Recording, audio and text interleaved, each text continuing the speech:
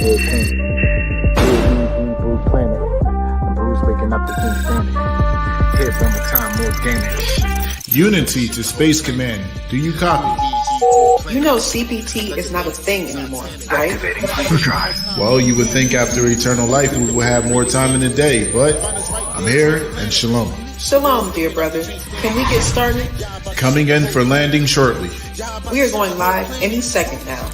Oh, and did you bring the snacks from Earth Sector 12? Yeah, I got the snacks. You're eating it, right? This is a little snack for the flight. Got plenty left. Okay, good. You know I love their food.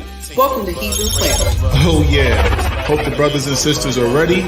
Unity coming in for a fast landing. Got a hangover. Yeah, yes, they lied. The truth won't hide. Our people lack knowledge, so they broke inside. Some really, the ops, they the other side. I prick spirit, got you and open up your eyes. We the witnesses, open your book and take a look. Get them curses, was really a sign. Just take a look and listen. How they treat us, throw us in prison. Women, children go missing. Our sons cry for attention. Swift physician in the back of the neck of boy. Join the United Nation of Israel, the Lion's Den, and Hebrew Planet for an off-grid camping and building event at Unlimited Potential Farms, June 14th through June 17th, 2023. Fly to sunny Myrtle Beach and carpool to the land, or drive directly to UP Farms. Come and enjoy camping, building, barbecuing, music, and outdoor activities. Register online at HebrewPlanet.life to reserve your spot. Registration closes on June 4th.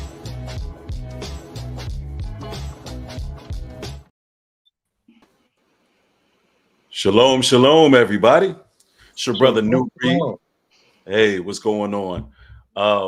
Today we got some very, very special guests on set, as well as streaming via brother out here in Pennsylvania or North Carolina, brother in Detroit. You already know who these brothers are. These are the elders of the United Nation of Israel. And right next to me, we have Bishop Cephas Reeves, the spiritual advisor to Madam Vice President of Liberia. And today we're about to have a very spirit-filled and informative broadcast. There's a lot going on far as the Most High's agenda. And things are accelerating rather rapidly. And I want to keep everybody up to date on what's going on, as well as extend an olive branch to anyone who is interested in gaining more information, because the time is now. Psalms 33:12 says, "Blessed is the nation whose God is the Lord, and the people whom he have chosen for his own inheritance." It's time that we begin to establish our inheritance, grasp our inheritance, and get what we deserve. And you got a lot of people out here who are doing the work. And this brother next to me, Bishop Cephas Reeves, he came all the way from Liberia, and he's sitting right next to me, y'all. The spiritual advisor. I mean, we really gotta honor that. We gotta honor the initiative. This is definitely a blessing and a sign of good faith of the severity that this whole thing is about. But with no further ado, ladies and gentlemen, I want to allow Elder Shemaiah to give y'all some of the updates and things that we got going on in the near future. We're going to go into some scripture. We're going to go into some truth. And by the end of this broadcast, I want to extend an olive branch as well to the audience to be able to come in, and y'all can join and ask any questions that y'all have for the bishop and for the elders. All right. So Elder Shemaiah, the floor is yours. Well, I would like to say shalom, shalom, and peace and love and hallelujah to all of our people in the diaspora, to Israel globally. There's been a lot being done over the last few months and over the years. Actually, we've made a lot of groundbreaking activity. We just got back from Liberia about a month and a half ago, and that was a very welcoming experience. And I would have to say, it all started from, there was a brother named Isaac Dankwa who contacted me via Facebook. And when he contacted me, before he contacted me, I never thought about, really making that trip to Africa or to Liberia in the near future. I always knew that I was going to go one day, but I didn't make that trip. I didn't set it in motion, because one of the things, me and Elder Ima Hadura, a lot of you will hear her name mentioned when it comes to the United Nations of Israel. And she asked me one day, she said, Elder Shemaiah, she said, when will we know? When will we know when it's time to go home? I said, well, Ima, I said, the Almighty will reveal. He will set that forward when that time is at hand. I said, so when it's time for me to go to Africa or wherever, the Almighty is going to have to set that in motion. Well, 2 weeks later, I get a call from a brother from Africa. And from that time to this time, we have the advisor to the vice president of Liberia here with us in our presence, all because the Almighty has pushed this thing forward. It's not by our power and strength. It's not about who we are. It's about the declaration that the Almighty has made. Israel, we are not a religion. We're not a camp. We're not an organization, a club, or any of those things. We are a nation. And we are a nation of people that have been scattered throughout the diaspora. And with that being said, colonialism has affected the continent of Africa just as well as it has affected us in the diaspora. We know that we experience certain things here in the United States, and our brothers and sisters experience those issues concerning colonialism on the continent.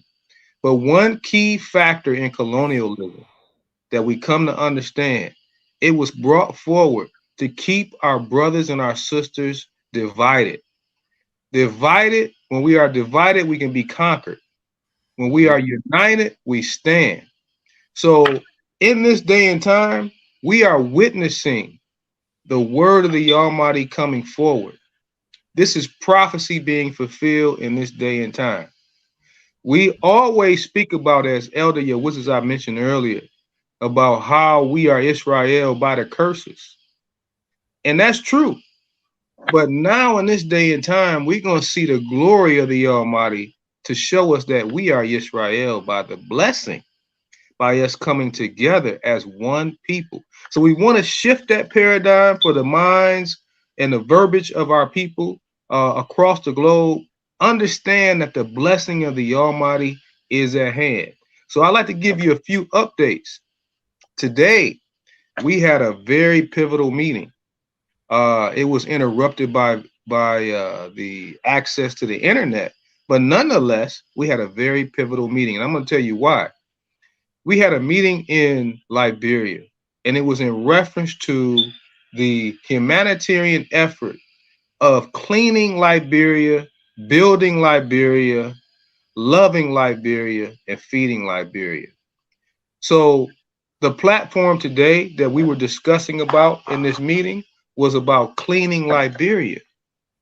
And our elder Yawuzis, we were all over in Liberia. It was myself, Elder Yawuzis, and New Breed, and we had a very good time there. We had a great experience, and we saw how our people are the same, going through the same suffering globally. We are no different.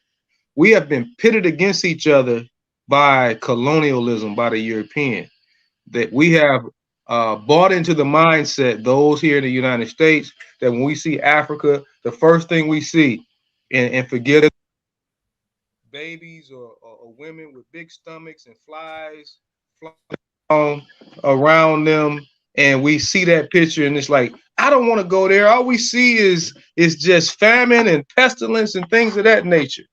And then when our brothers and sisters over in Africa, they see the African American, they see, all they doing is killing each other. They lazy. They're squandering all the things that they have in the United States, and access to different things. So what that has created is a vacuum of a process of us being separated. We're coming forward today. I want you to mark this date. We're coming forward today to change that narrative. That narrative is humility towards the Almighty and unity towards our people. we come with open arms to embrace our people globally and to show our people by example that it can be done.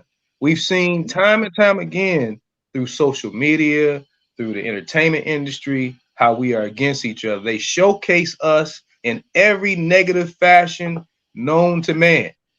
As a matter of fact, we have been the poster child for all negativity. And Israel knows this. We all know this. We have been a poster child for drug selling, for homosexuality, for you name it. Everything on in the globe, we've been the poster child. Nobody else has been that. And you have to ask yourself the question, why is that? That's because yes, we have done a lot of things, but it's been a push to keep us separated and to keep us away from our glory. So getting back to the meeting that we had today in Liberia, it was a pivotal meeting where the Christian community and the Muslim community was coming together for the humanitarian effort to clean Liberia. We have not seen such a thing even in the United States, where the Christian community and the Muslim community has come together. But we want to change that. We are right now reaching out to all of our people, even here in the United States and globally. But in that meeting today, it was a very profound message given. And that is, we are a united people. And so go ahead, Elder Newell.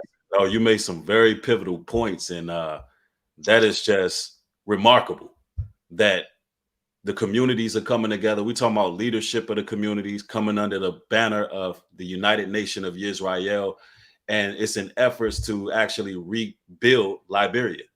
And Elder made some really pivotal points. Proverbs 14:34 says, "Righteousness exalteth a nation, but sin is a reproach to any people." So when we are basically allowing or perpetuating the negative stereotypes, and we're actually owning them, and we're living out these curses, we can never ever excel as a nation. So when it comes to all brothers and sisters out there of truth, particularly with some of the camps, congregations, churches, we got to get back to the ground basis, which is the social laws, the moral, civil laws, how we honor each other, how we treat each other. This is the only way we're going to be able to build this nation. And it starts with us. Liberia was actually established by free slaves who went back to Liberia. Those were our ancestors. So we're going to be the ones that have to reconcile and actually reestablish Liberia for what it is. All right. Of course, with the meeting of the minds and a meeting of culture with our brothers in Africa. And they have shown nothing but love, honor, and respect, regardless of what you see on the TV, regardless of some of the narratives that's been pushed out there that they don't love us and they don't want us there. That's a lie. And the proof is sitting right next to me. The proof is visible. The proof is the work that was done. The proof is the building and growth that we had while in Liberia. Now, Bishop, I have a couple questions for you as well that I wanted you to, I kind of want to interview you on some things in regards to the tribal communities and the relationship between the tribal communities and those in the presidential office. Is because of the questions I've been getting a lot of is there any type of static? Is there anything stopping us from actually occupying that land, overseeing that land? Is everything on one accord is what the people keep asking in my inbox. So you're sitting right here, and I think the best person that would be able to answer that is the actual spiritual advisor of the vice president. So I'll allow you to elaborate on that. Before I elaborate on that, I believe that there are a couple of things we need to lay down for understanding purpose, so people understand why are we doing this? Why is this important? Why are we here today? Mm-hmm. It's important that we understand. Like you rightly said, that Liberia was founded by free slaves, and that was done as far back as 1816. And free slaves left America and went back to Liberia. And somewhere around 1847 was when Liberia gained her independence. So, in order for a nation to gain independence, there are a lot of things, groundwork that has to go forth. Exactly. And if you look at Liberia today, those of you online listening to this conversation, I believe we're just having a conversation and passing information. If you listen to this conversation, you can go online and check Liberia out. You realize that the Liberian flag is like the United States flag, but the only difference is that Liberian flag got 1 star and the U.S. flag got like 50 stars. You look at the Liberian Constitution; it was written just like the American Constitution. If you look at the form of government, like you have the 3 branches of government in America, right? It's the same thing. Why is that so? Because the free slaves that went back to Africa decided to help Africa to be developed in a way that she can be recognized anywhere in the world. Right. Okay. So at that time, every nation will be represented by a constitution. Every nation will have to have a flag. Every nation will have to have a form of government. If you went to Sierra Leone, colonized by the British, so they deal with parliament and all of that. We deal with the legislature like America does. Okay. So you have the 3 branches of government: the judiciary, the legislative, and the executive branch. So the executive branch is where the president is. The judiciary is where we have our courts system, the judges, and then the legislative where we have our senators and representatives. Okay. And so that was what the African Americans, free slaves, brought back to Liberia. And surprising enough, when Liberia declared independence 1847, it was the United Kingdom that recognized that. It was not America. Wow. It was the United Kingdom that recognized the independence of Liberia. And Liberia was one of the first African countries to gain independence. Liberia was never colonized. Okay. Wow. It's important that those of us on this platform understand some of the background. We may have heard things here and there, but it's important to understand the background in order to go ahead with what the questions you're asking. Right. And to continue this conversation, after all of these many years, the first president of Liberia is he was Joseph Jenkins Roberts, first African American president of Liberia. He came out of Virginia, Richmond, Virginia, Pocahontas Island. And if you go right now in the Virginia State University, you will see a Liberian flag in the library. Right. Okay. I want y'all to check all of these things out so that you know how important Liberia is to America and to Liberia herself.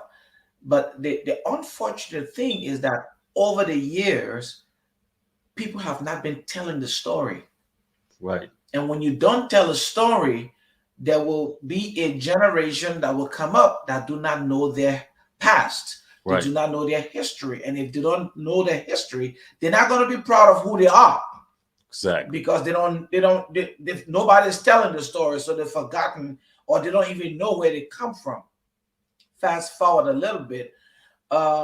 Liberia has done some great things because of the African American who came back, the free slaves who came back and established that country.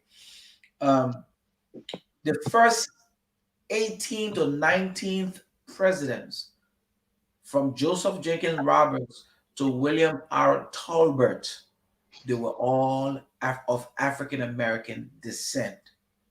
It's important that all of you understand this.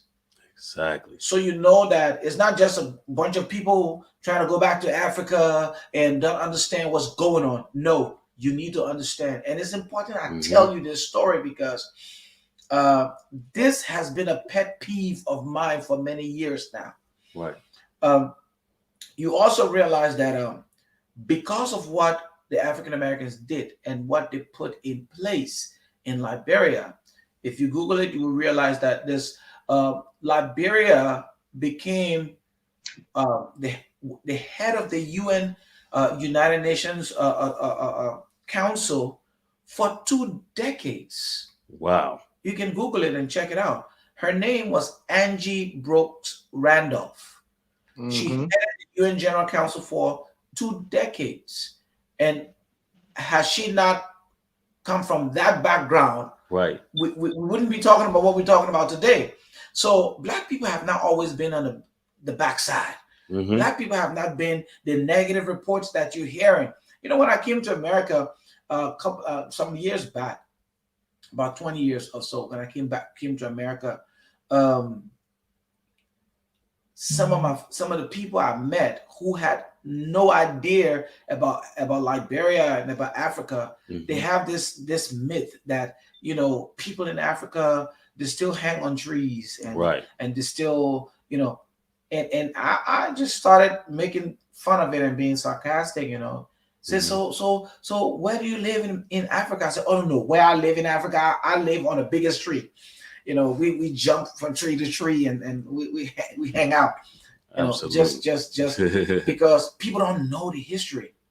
Angie Brooke Randolph, apart from heading the UN General Council for 2 decades, it was Angie Brooks Randolph who broke the tie when Israel was being voted as a nation. There was a tie in that vote, and Angie Brooke Randolph broke the tie. So we know that Liberia was very instrumental in Israel becoming a nation today. Right. And in appreciation to that, Israel built the executive mansion, what you will call the White House here in the US. For us, is the executive mansion. Israel built that for Liberia in appreciation. So interesting. That's Liberia have done some serious things because of the African Americans who came back to Liberia. There were positives and there were negatives. As we go on, we'll talk about them. But I just want people to understand the importance of what part the African Americans play in the establishment of Liberia. Now that you've done all of that, majority of African Americans don't know anything about Liberia. After our forefathers have planted this and have done all of that, we don't know anything. And so now you have the Caucasians who are coming back to Liberia through the embassy and other places, businessmen. They are the ones who's enjoying Liberia now, what the African Americans have put in place. It's the Caucasians who's enjoying Liberia. The people who hold the economy of Liberia right now is the Lebanese, the Indians, the Chinese, and now we have the Fullers. Okay. Wow. So the Liberians themselves, those of African American descent themselves, the natives themselves are not in charge of the economy. So now you see why it's important that you need to go back to Liberia. I'm giving you reasons so you understand why we're talking about this. Absolutely. This is something that your forefathers fought for and established. But because we stopped talking about the story, because the Caucasian side of America wants Liberia to only do what they want, you know, American interests. Okay, that's all well and good. But the African Americans who founded Liberia, let us begin to tell the rest of their children, the rest of their descendants to come back to Liberia and take hold of Liberia. Yep. and you founded it. Ladies and gentlemen, your ancestors founded Liberia. And that means that's our responsibility. Exactly. And you know, it's so interesting, some of the things you said, and there's scriptures that's coming to mind, because Isaiah 60:18 says, violence shall no more be heard in thy land, wasting nor destruction within thy borders. But thou shalt call thy wall salvation and thy gates praise. I don't think people realize how close we are on the cusp of making that happen. Because when we are facilitating this transition through our governed law, our biblical law, literally that's what's going to stand. A peaceful land, no war. That is the real Israel establishing his land. And I know you brought up that Liberia had a hand in establishing Israel as a nation. Well, I do realize in 1942 there was a lot of political things that were taking place, but the real people who really should have a nation established would be the African Americans here in the States. And now that we have we've linked up and built, we're so close to making it happen. And so it's our due diligence to make sure the people understand how welcoming y'all have been, and that y'all established them, and now we're coming together and establishing the real Israel as a nation. And it's very close to happening. Okay, so let's continue here a little bit, because I want everybody to have understanding of the pros and cons of what we're dealing with. Over the years, with all of the good things that was established, we also realized that some of the brothers who came back only did what they knew how to do. Right. So if they were treated in a certain way for many years and they got accustomed to that, when they go out, that's what they're going to give out. You can't give what you don't have. You can't give what you've not experienced. That's true. And so some of the brothers started to treat some of the indigenous people different. Yeah, to treat them different. So in Liberia, the two kinds of people you talk about, and I'm bringing this up because you asked me the question about the natives. You asked me a question about the land. Okay, so it's important to have a background. So Absolutely. as you go in, you have an understanding of, okay, those people made a mistake, but that's not the way it's supposed to be. Okay, we are going back to talk about how it's supposed to be. Okay, so because of that separation and division, they have this thing in Liberia, the Congo people and the native people. Okay, but if you look at Liberia as a whole, over the years, there was intermarriages. Okay, and through intermarriage, a whole group, a whole generation came up. Right. And I'm one of the product of the intermarriage in Liberia. Okay, there's no indigenous man in Liberia with name Reeves. Right. My surname, my last name is Reeves. So that means that my forefathers settled in Liberia, in where Bob Gray is from, in Boston. My foreparents, my parents are African Americans who married the indigenous people, and so they settled in a place called Folesville. Okay, Folesville is not far from Edina, where you guys were, the same place. Now, because my forefathers settled in Folesville, the Reeves family in Liberia is huge, and you got the Reeves all over the place. Reeves, and they're here in America, they're in Africa. Okay, so with that whole generation being raised. I'm just using just my name, Reed, because we have the Dennis, the Coopers, you name them. All of them are they considered the Congo people, but our mothers and fathers, they were all from the indigenous side. So you have a whole generation that is raised from the intermarriage. Okay. So what are you gonna do with us? You can't say we're gonna separate the African Americans from the natives. Okay, so we're here. Right. My mother is indigenous. My father is from the free slaves, or my mother is free slave, and my father is. So what are you gonna do with us?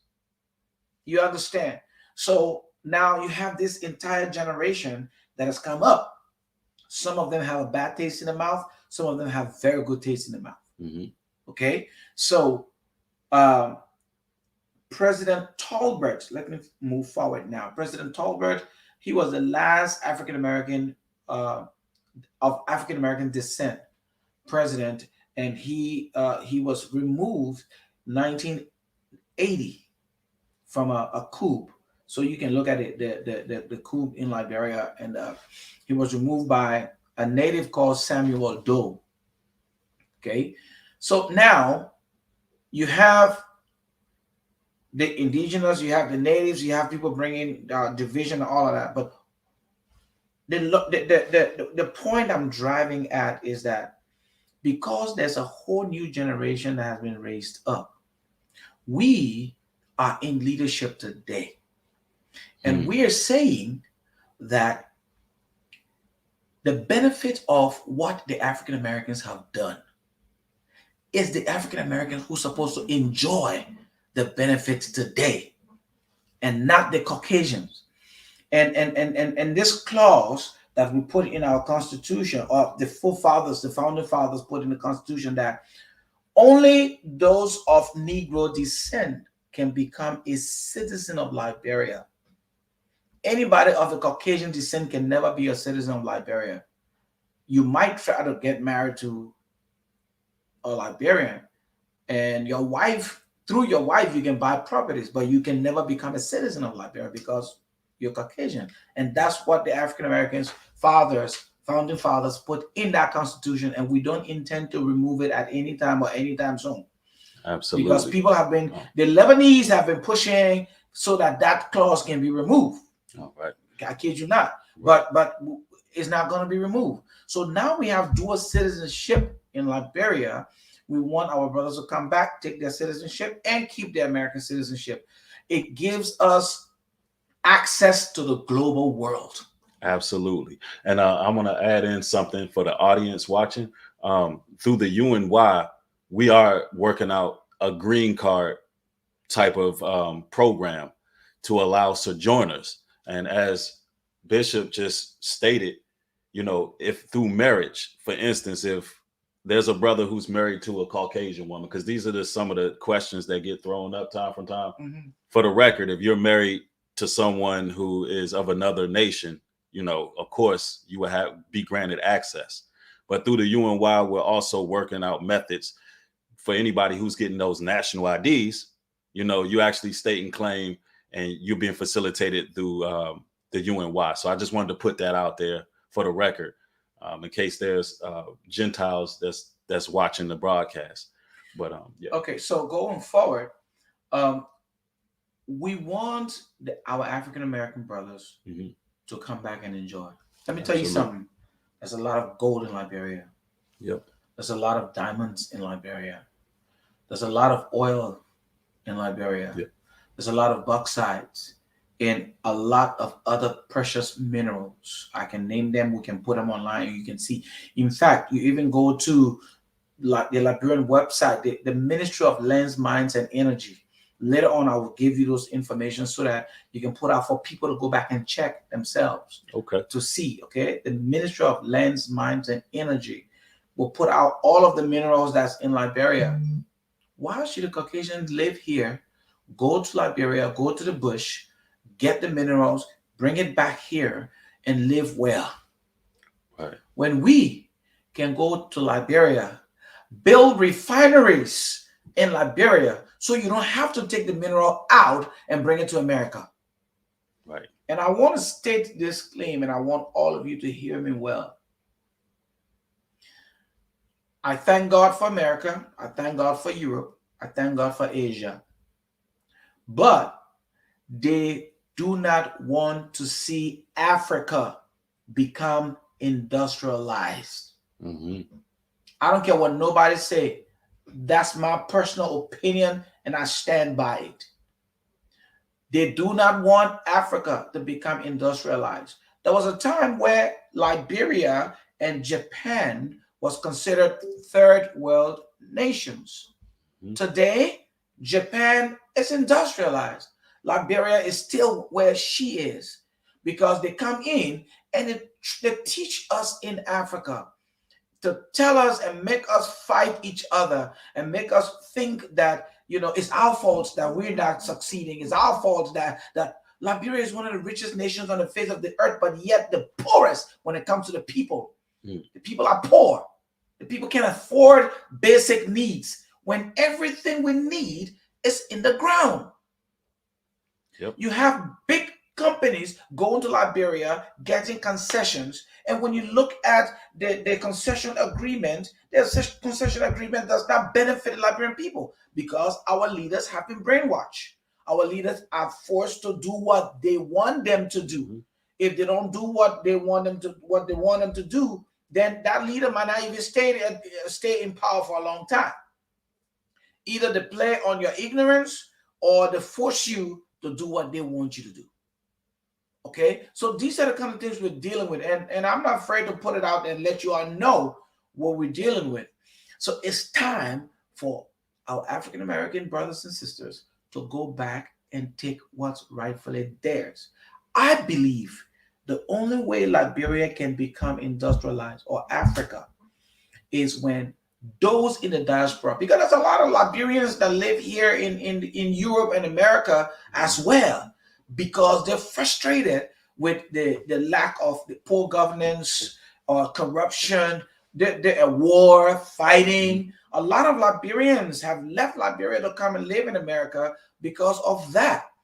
You understand? Yeah. And who's the Caucasians will start the war. And they will come tell you, they say, look, Emmanuel, you don't want to go over there. They're killing each other over there. Right. But you guys are leaving from the airport with planes filled with golds and minerals. And nobody can ask you, custom, you got to go through custom check. What was that? Right. Ain't nobody asking you. The security can't ask you because everything has been planned by the leaders, by the heads. They are forced to agree to do what you want them to do. Right. You understand what I'm saying? So if we can go back and take what's rightfully ours, when you are a citizen of Liberia, you can own lands, you can own properties, we can build our own communities. We have access to. Why can't we build a gold refinery? Why can't we build an iron ore refinery? Why can't we build a rubber refinery? Firestone, all of you know about Firestone. Firestone have a 99-year agreement with the. How can you do a 99 years agreement contract? 99 years. Wow. How? You know, and I think you're paying 6 cents per lot. Yeah. Nowhere in the world you'll find that kind of agreement, but Firestone is taking all of the Firestone rubber tires that you're driving with your cars. That's where they take the rubber from, Liberia. Ain't nobody gonna stop me and you when you have your citizenship and we decide to build our own rubber plantation. We can plant our own rubber. We can do our own. Ain't nobody gonna stop it. You see? Yes, so sir. That is why it's important for African Americans to go back to Africa. Not just Liberia, but Africa. Yes, sir. It's important. So when we go back and you become a citizen of Liberia, you will have no issue with the indigenous people. You will have no issue with land. You will have no issue with mineral resources. You will have no issue with that because you're a citizen of the nation. And because you're a citizen, that's your right. Right. Absolutely. It's time for us to go back and put ourselves together and build a nation. Thank you so much for that, Bishop. And you're absolutely correct. All praises, all praises. And Elder Yawataza, I see you got your garments on, brother. You got your garments on, and hey, absolutely. I had to put my garment on today. There was a very special thing that was taking place in Liberia. And it was just so beautiful to see, Elder Shemaiah, he got to speak to the Muslim and Christian community today that have come together to unify with the United Nation of Israel, to not just unify just to have for conversation's sake, but actually to unify to make a difference and a change in Liberia, and to build the relationships, the bridge for the children of Israel to come back to the land, come back home. Just from what we heard from Bishop Cephas. Bishop Cephas, as you all know, has come all the way from Liberia to meet with the 3 men that came over into Liberia. When we went to Liberia, we didn't know what to expect. We didn't know what would come out of that. And when I say that almost everyone that we came across welcomed us with open arms, this here is what we are seeing rolling out. And this is all just today. So that was the reason why I had to put my garment on today, because this garment represents nation duties. Yep. This garment represents leadership. And we had a Bible study today about it, talking about what was the jewels and the clothes, the garments that was taking away from our people. Well, the jewels was the knowledge that we have, the knowledge that we possess, and then the garments represented our responsibilities to our nation. There you go. Chief Bob Gray, right? He got his hat on, and that hat represents his duties to his nation. Right? It's not just a title. It's not just something that we are putting on just to look cool, or to show off to people. It's about the responsibility that comes with it. So everything that Bishop Cephas has been sharing right here, giving everybody the backdrop of this history and making them recognize that Liberia, the place in which we call Liberia, you have very much so a responsibility to that as they all do. Mm-hmm. Exactly. Right? So it's time for us to start thinking about our world responsibilities. Exactly. Yes, for a long time, we have just been considering ourselves African Americans. And that African part is denoting that, we come from this continent. But it's deeper than that. It's deeper than just identifying with these terms. We have our family there. We have our brothers and sisters there. And they are waiting for us to join with them to start to utilize the resources that the abundance of resources right there on the land. Right. You hear, this is the spiritual advisor for the Madam Vice President. And he is here saying, please come back home and share in the abundance that God has left here for us.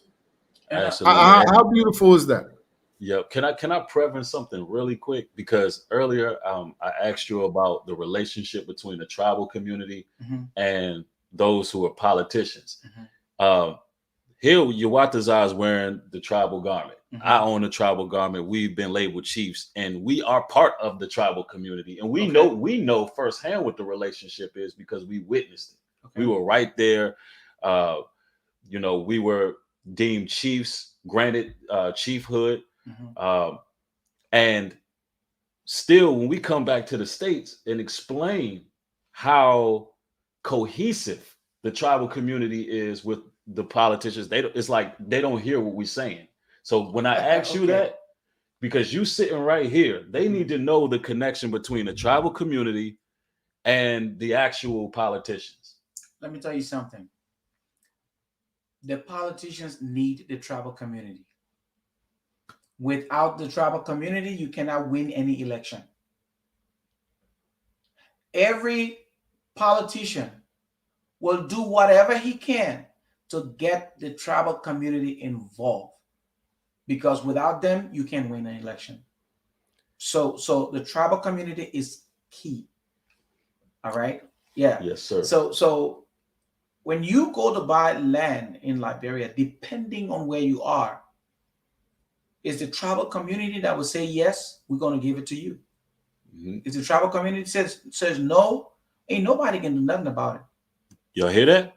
So oh man, I'm just glad to have you here as a spiritual advisor of the vice president. You saying it, that's a whole, that's coming from a whole nother perspective, because a lot of people, they're naysayers and they believe it's just customary and it's for anybody to come and get chiefhood. No. Listen, the tribal community and the politicians, they're one. All right. As you can see, things don't get done without the tribal community. So I thank you for explaining that.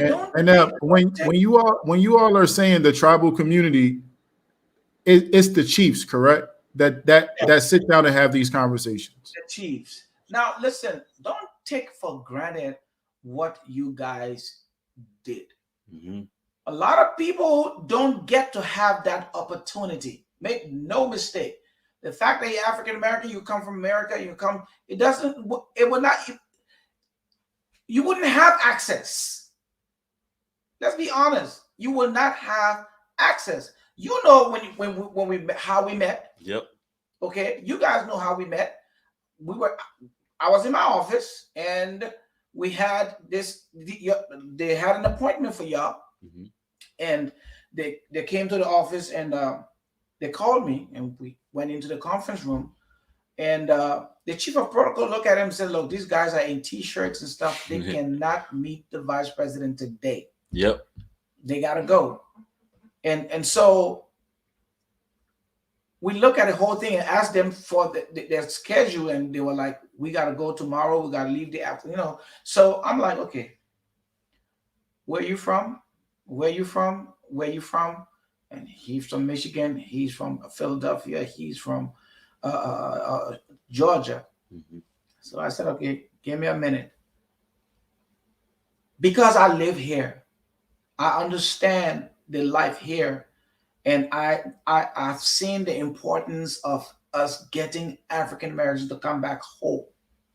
Because I understand that, I went to her and I asked her the question. And she said, but where are they? I said, they're here, but the protocol is that they can't meet with you because they're wearing t-shirt. And they will not be able to take pictures. She said, no, let them come. And so I went back. While I was going back to you, the chief of protocol had gone back into her office, and she said, but I told them, let them come. And that's how that whole thing got turned around.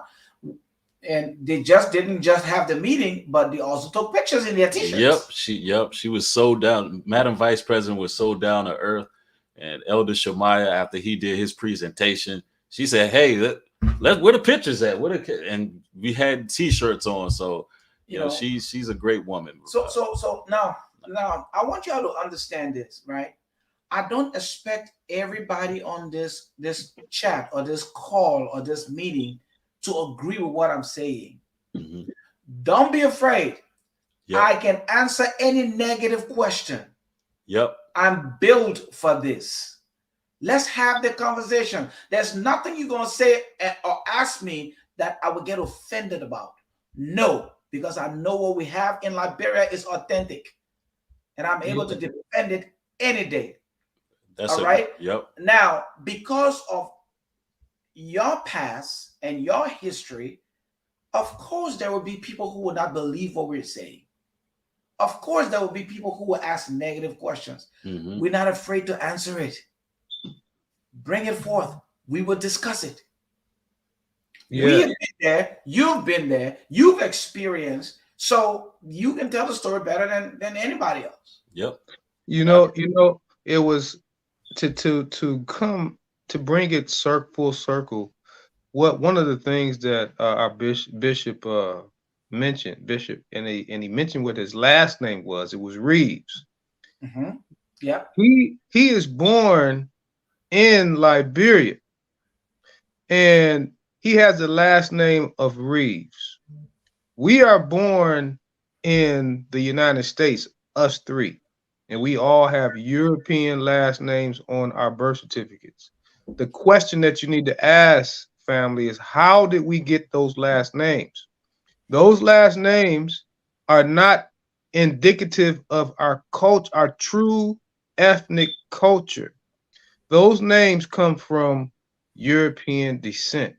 But contrary to that, despite that, still today, our people are emerging as one people coming back to their ethnicity. And I want to make this point clear.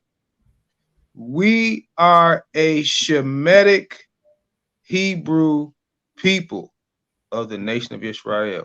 And I'm not saying that according to any religion, any doctrine, any belief structure, none of that. I'm talking about your bloodline, descendancy, going back to Abraham, or if you want to say Abraham, going back to that perspective. So when we come to the full understanding of who we are, now you're going to see the fulfillment of what is mentioned in Ezekiel chapter 37. These dry bones are coming back together.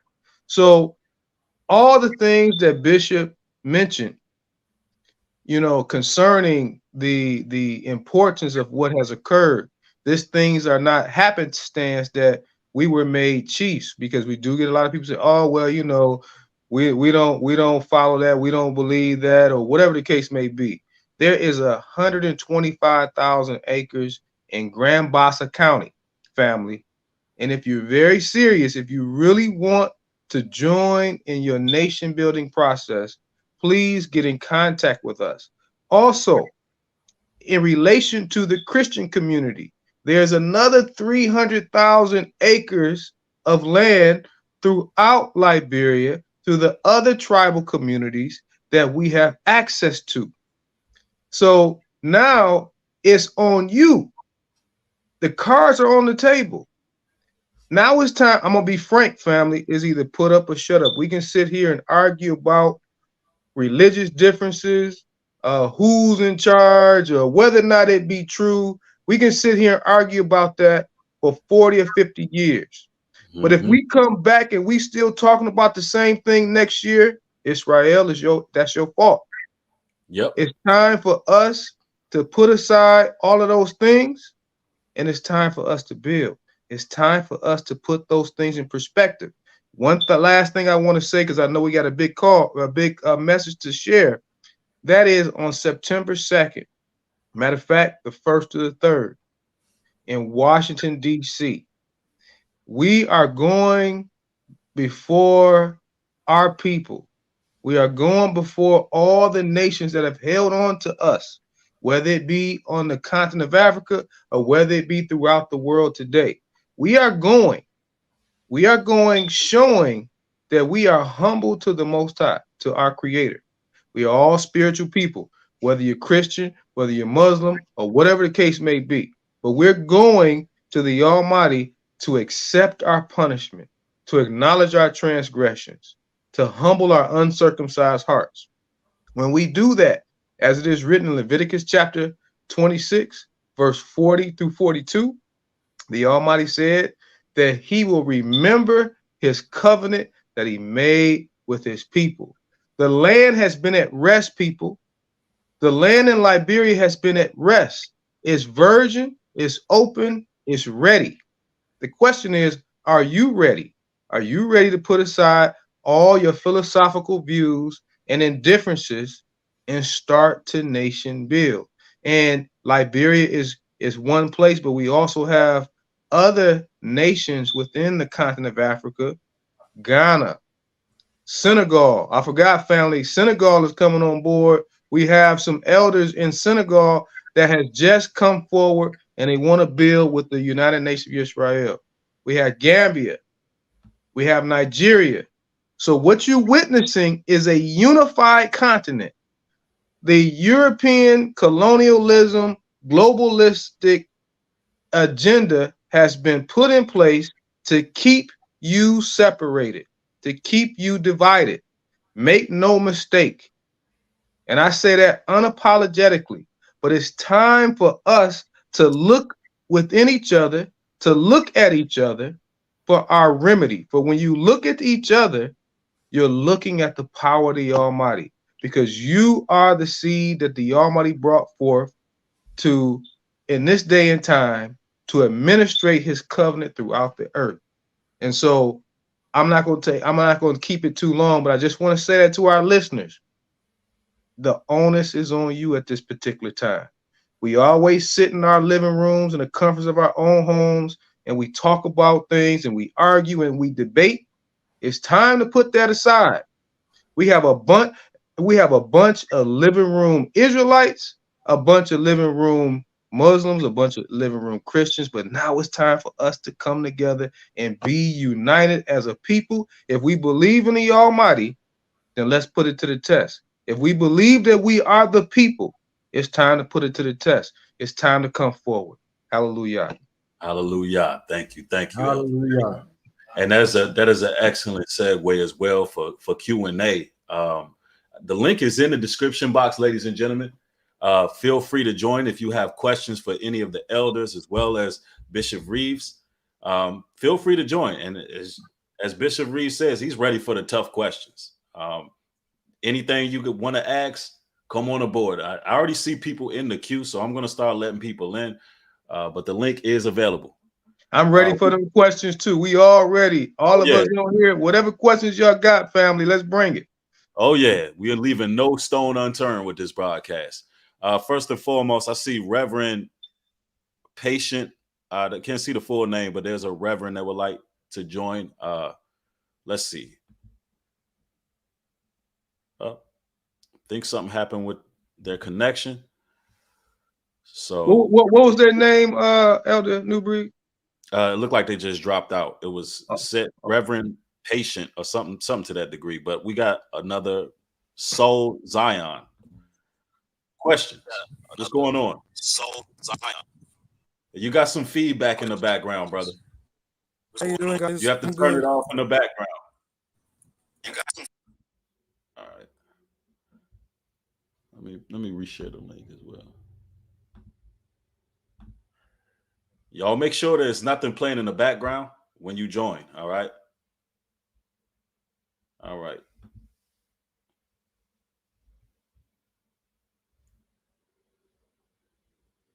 Hello?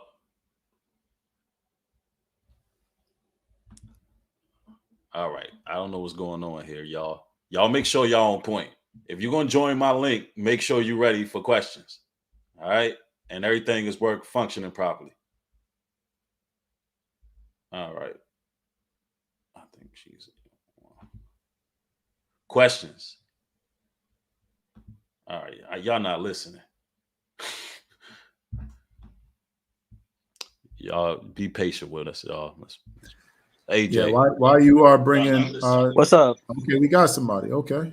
What's going on with you, AJ? You got questions? Oh yeah, I most definitely got questions. All right. So I've been watching you for a while, Newbreed. So I've been watching you for a while. I respect you and like you speak truth and so much. So this is the thing though. I've been learning a lot about the Bible and stuff like that, about Black kids, like our nation and stuff like that.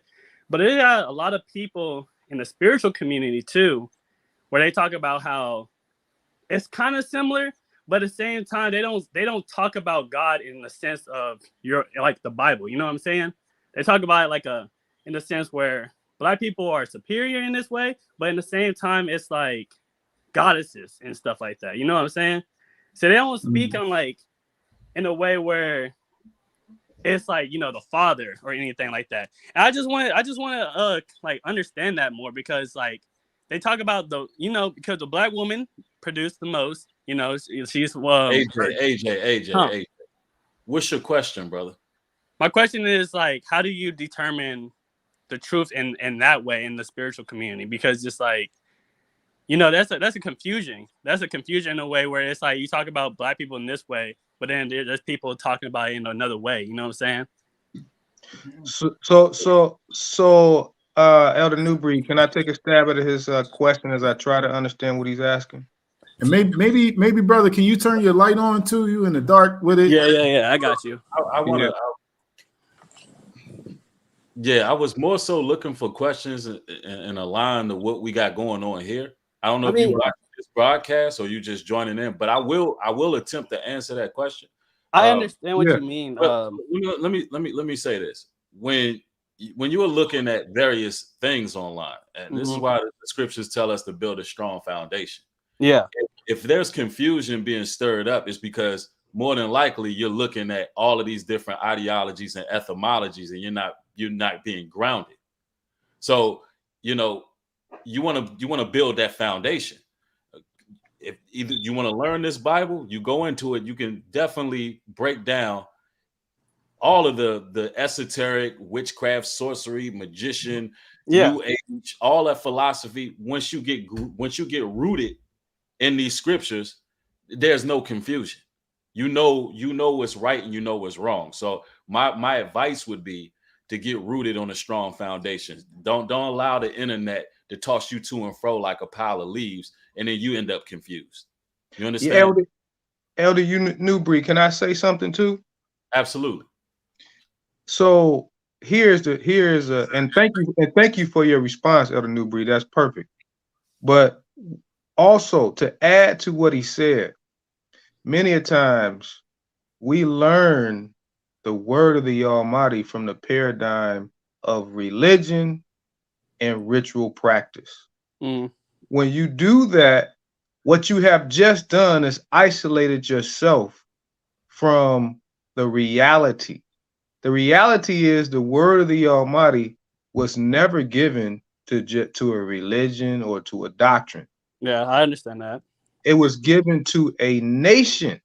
When you read about Moshe, Aaron, you read about the Israelites, that wasn't talking about a church. It wasn't talking about a religion. It wasn't talking about a denomination. It was talking about a nation. Am I correct? Yeah.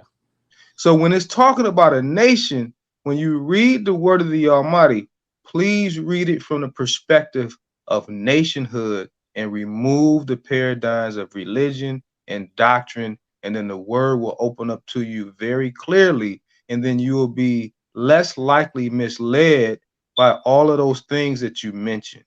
That will be the if you set that as your foundation, then you'll be rooted. Your feet will be planted and rooted, so they won't be able to be moved. Do you think that the Bible is saying the full thing, though? I'd like to say something too to your question, brother.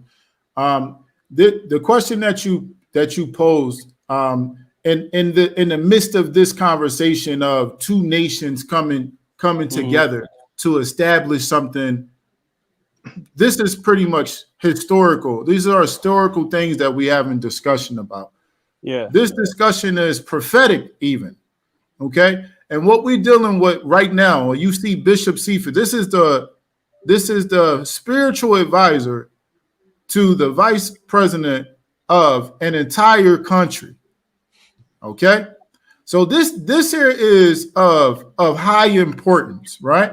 And the question that you pose is exactly the space that a lot of our people are sort of trapped in here in the United States. They are caught up in religious conversation, right?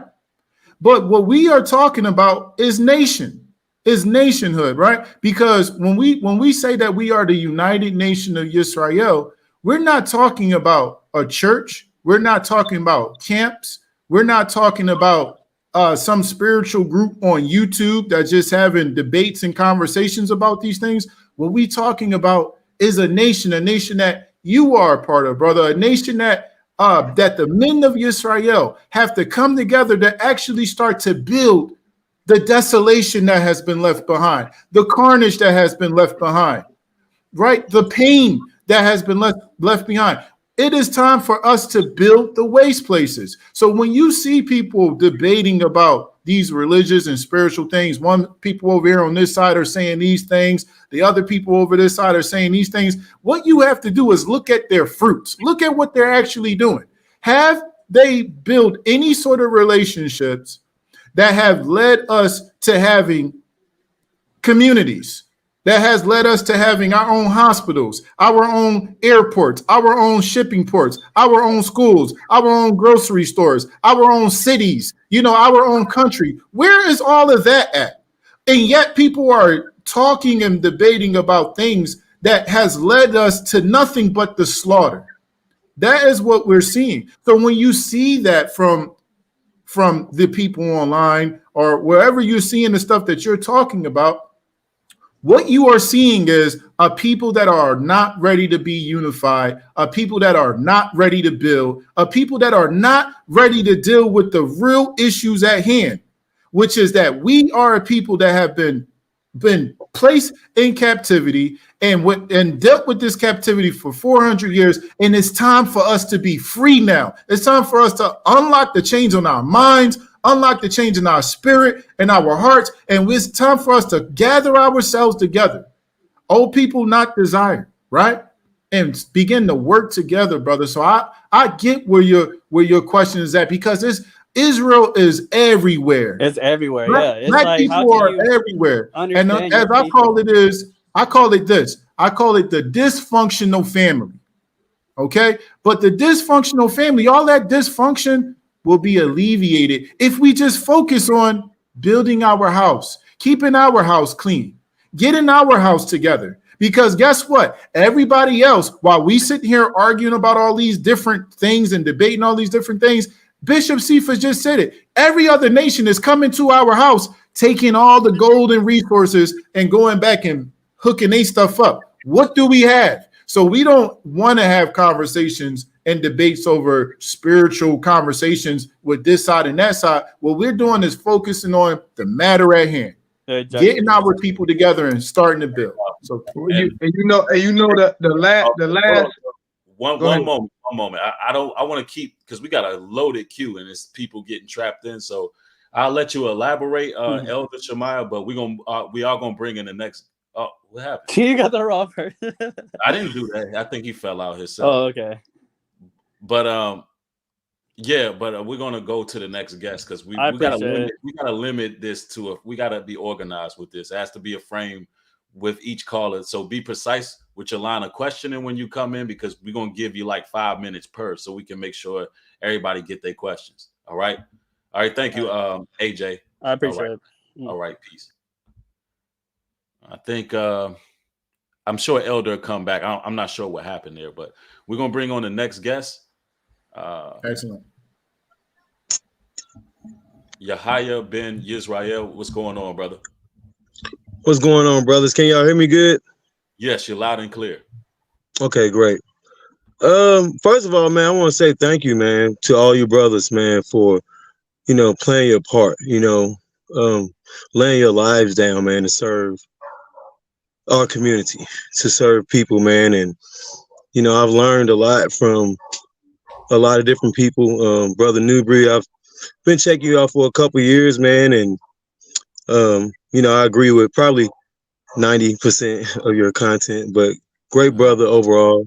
I mean, I love you, man. And anyway, I'm a very, small person in terms of, I don't have a platform or anything like that. I reach whoever I can when I can. I have a little Proverbs study I do through Discord and on Zoom. And about a year ago, the Most High blessed me to be able to buy a small portion of land, almost 2 acres of land. And I've been doing some homesteading. I've got a couple RVs on the land, looking to try to put some buses to convert into houses, containers, whatever, grow some food. And but however, though, I have been having a hard time, trying to find other brothers and sisters who would, be willing to come and dwell on the land and build the land up so that we can move together as a unit. And so my question is there any way that, I can probably talk to you all to maybe see how I can donate what I have, that we can maybe work it together for other brothers and sisters to be able to have a space where they can come and use this space even while we're even, in the States, as a space for,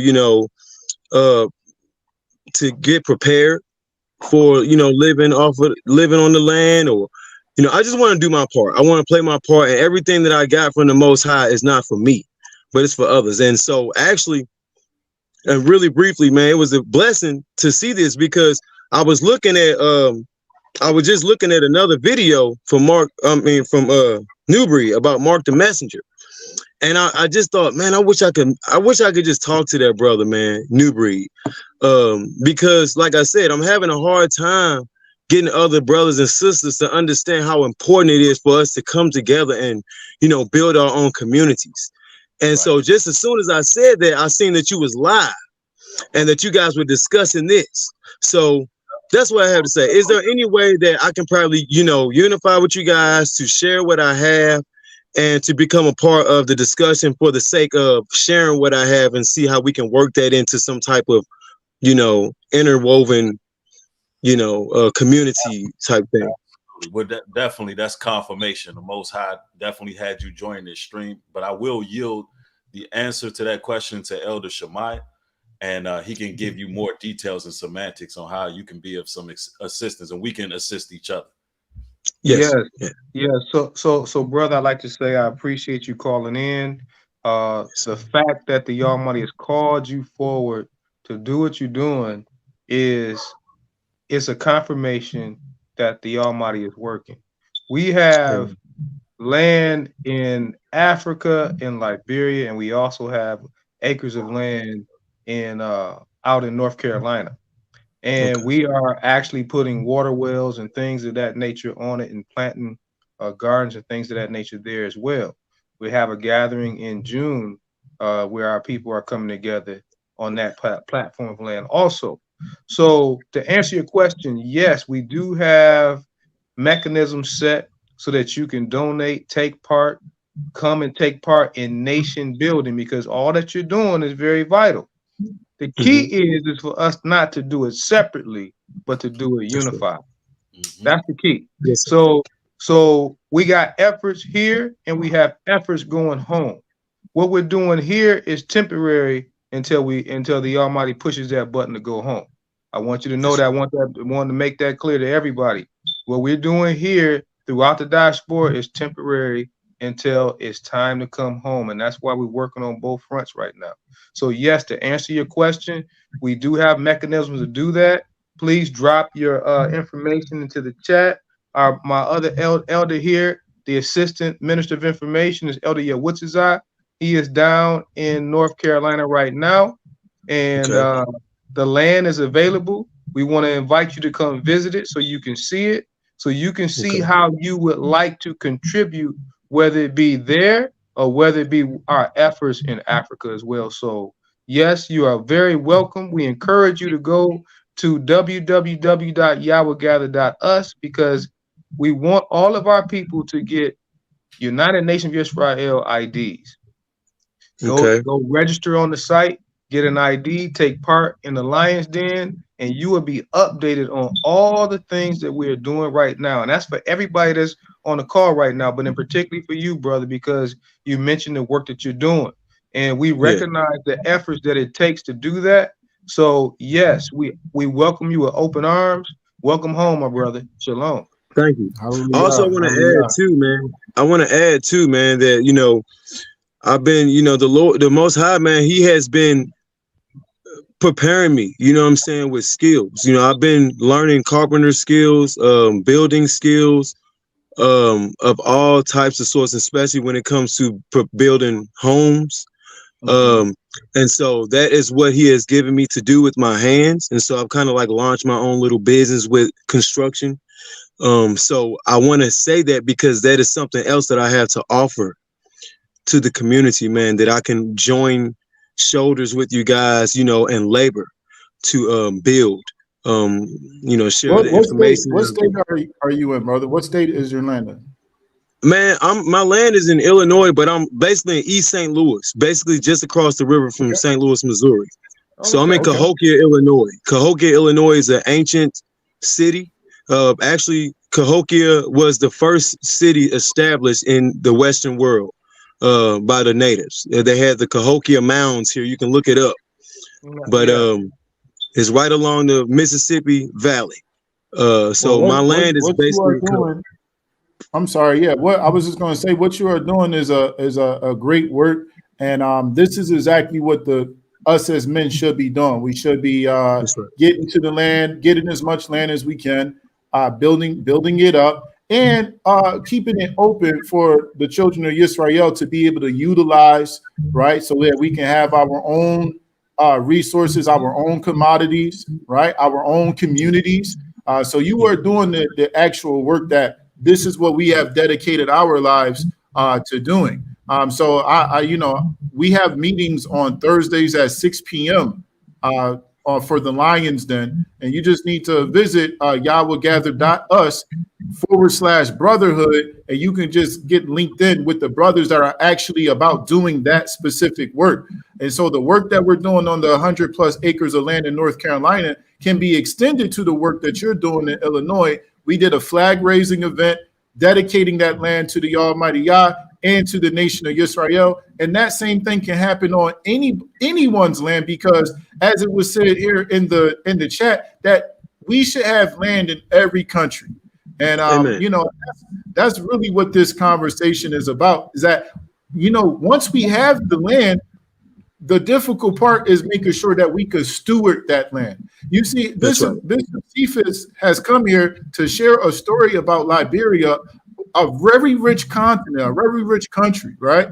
But the people are not able to steward the land in the way that is going to push them into being an economic superpower, right? And it's really because of us, right? Because just like what our brother here is bringing out, he's like, I'm having difficulties pulling people together to say, hey, I got this 2 acres of land, let's build on it. That's been the difficulty, right? Yes. Right, brother? That's been your difficulty. And so that difficulty, that's the same thing that within the United Nations of Israel, that's the challenges that we are facing. So when Elder Newbreed is getting on here and he's saying, hey, get yourself a love note. What he's not telling you just buy this digital souvenir. What he's saying is continue on sending your contributions in, because that's what's going to help contribute to building up the land in North Carolina, contribute to building up the 2 acres that you got, contribute to building up Liberia, communities in Liberia, right? So instead of just, we'll buy into Netflix, Hulu, HBO, we buying, speakers, clothes. We're spending our money. We're making this nation rich. We're making them rich. It's like, can we just take a few dollars and contribute to our nation so that we can actually see something accomplished before we die here, before we out of here? We should not have hundreds and thousands of acres of land just sitting, and then we just digging a hole and putting our own bodies in the land. Our land should not just be a burial ground for ourselves. Our land needs to be communities for our children, and so that our nation could thrive. So, brother, I look forward to seeing you in the Lions Den this coming Thursday. Yeah. All right. Listen, I know you got one more thing. All right, listen. Let me. One more thing. All right, I got you. Just because I want to make sure that we establish a contact, right? Can I give you guys my email and my number on here, or what should I do? Because I want to make sure that we establish a contact. The Lions Den. He just gave you the information, YahwehGather.us/brotherhood. All right. Okay. All right. So once you join in this Thursday, right? This Thursday. Okay. What time is that? 6 p.m. 6 p.m. Eastern Standard Time. Yep. Right. And what's your name, brother? Eastern Standard Time. Yahya Ben Israel. Yahya Ben Israel. So yeah, we'll look forward to seeing your message on the website. All right. And that was Eastern Time, right? Yes. Eastern Time. Yes, sir. All right. Yes, sir. Thank you for joining us, brother. All right. Elder, what's that? Yes, I'm here. It's I'm sorry, New Breed. I'm sorry, New Breed. Elder New Breed. It's somebody in the chat if you see them, their name is Yakanaya. That's they got a question there. Actually, the secretary for the International Affairs Department for the United Nations Israel. If you see her, just I got you, Elder. I got you. All right. So listen, ladies and gentlemen. So we can get to as many people as possible. All the elders on the panel. Once the person's question is answered, let's just go to the next person because I want to make sure as many people get their questions answered as possible. So we gotta keep it in framework. All right. I'm trying to moderate this to best ability, keep it in order. All right. Okay. So and I will be bringing Yakana Yawan. All right. Shalom, brothers. Shalom, Elder Yawisasai. Shalom, Elder New Breed. I'm so happy to meet you. Shalom, Elder Shemaiah, and shalom, Bishop Cephas. It's a pleasure to meet you all. The question, well, not you all, but the bishop and New Breed. But the question that I have is for Bishop Cephas. I need contact information because I know a lot of people who will be instrumental in building Liberia. I don't know if you are familiar with Dr. Cozy of Voltri. He graduated from the University of Ghana. I know him personally. He's a pediatrician. And Dr. John Kalubi of Zambia and Dr. Takagan, they are instructors for the University of Cincinnati. So I would like to get your information so that I can get them in contact with you because they are born and raised in Zambia, Ghana, and Zaire, and they would be speaking to you. You can communicate with them better than I can because you probably know their language. They know me because I was a student, and I also know Dr. Voltri personally. But I would prefer them to talk to you as well as as well as Elder Shemaiah, because they will be very instrumental in building our nation. We can build our own schools. I know educators, we can educate ourselves. I am willing and ready to use all of my resources and knowledge and those of who I know to get them in contact with us and with you. Okay, so the information you want is my phone number and my email address. Yeah, don't give your phone number on here. Okay, so I can give you my email address. We can get you all connected behind the scenes. I think that's perfect to make those connections. So okay, yes, thank you, Sister Yakania. Okay, and then just one more to anyone else who comes on to the broadcast or to the podcast. If you need information about who we are and what we are, I encourage you to go to yahwillgather.us, and you will find all the information you need, as well as Brother New Breed's channel on YouTube. You'll find all the information you need. This is about nation building. If you have any other questions or any other concerns or anything you want to refer to that's not pertaining to this, please just go on those websites and they will be happy to give you that information. That's all I have to say. Thank you for having me on. Thank you. Peace and blessings to you. All right. Peace and blessings to you too. Shalom. All right. Let's see. Who else we got, Elder New Breed? We're bringing them on now. Let's see. We got, I believe it's pronounced Nathan Stanley. What's going on, brother? Question? How are you? I have a question for Bishop.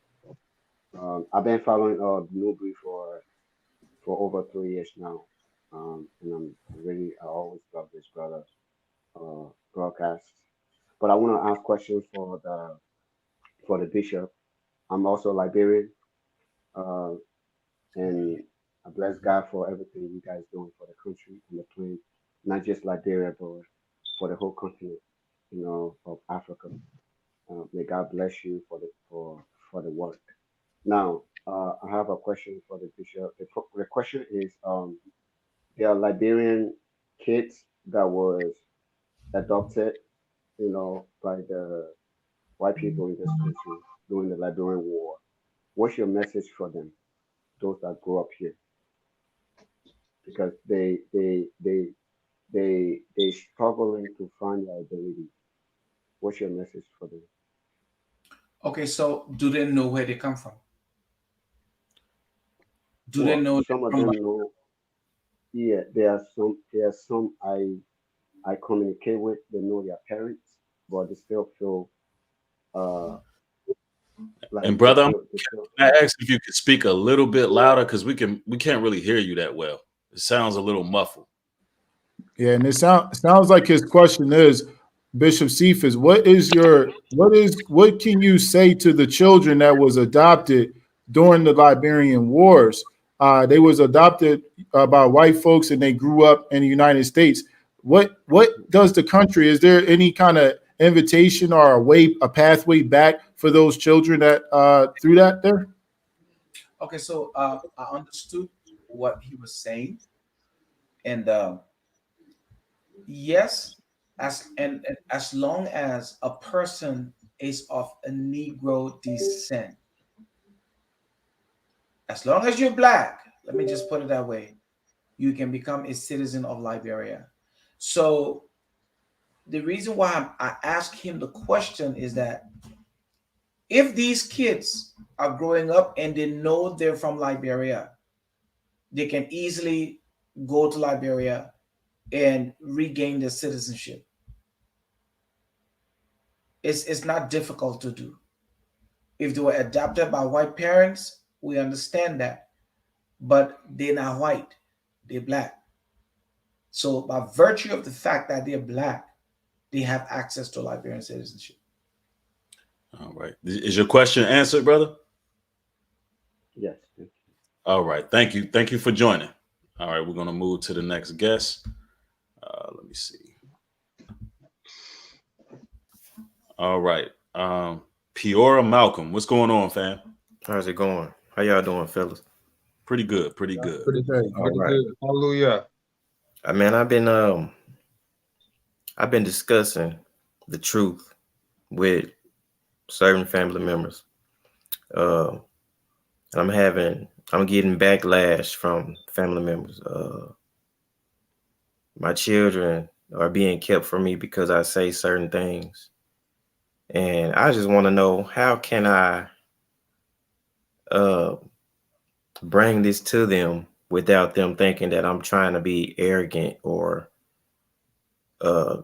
trying to sway their decision on religion or anything like that. I got you. Hold on. Bring what? Bring what to them? Yeah, bring.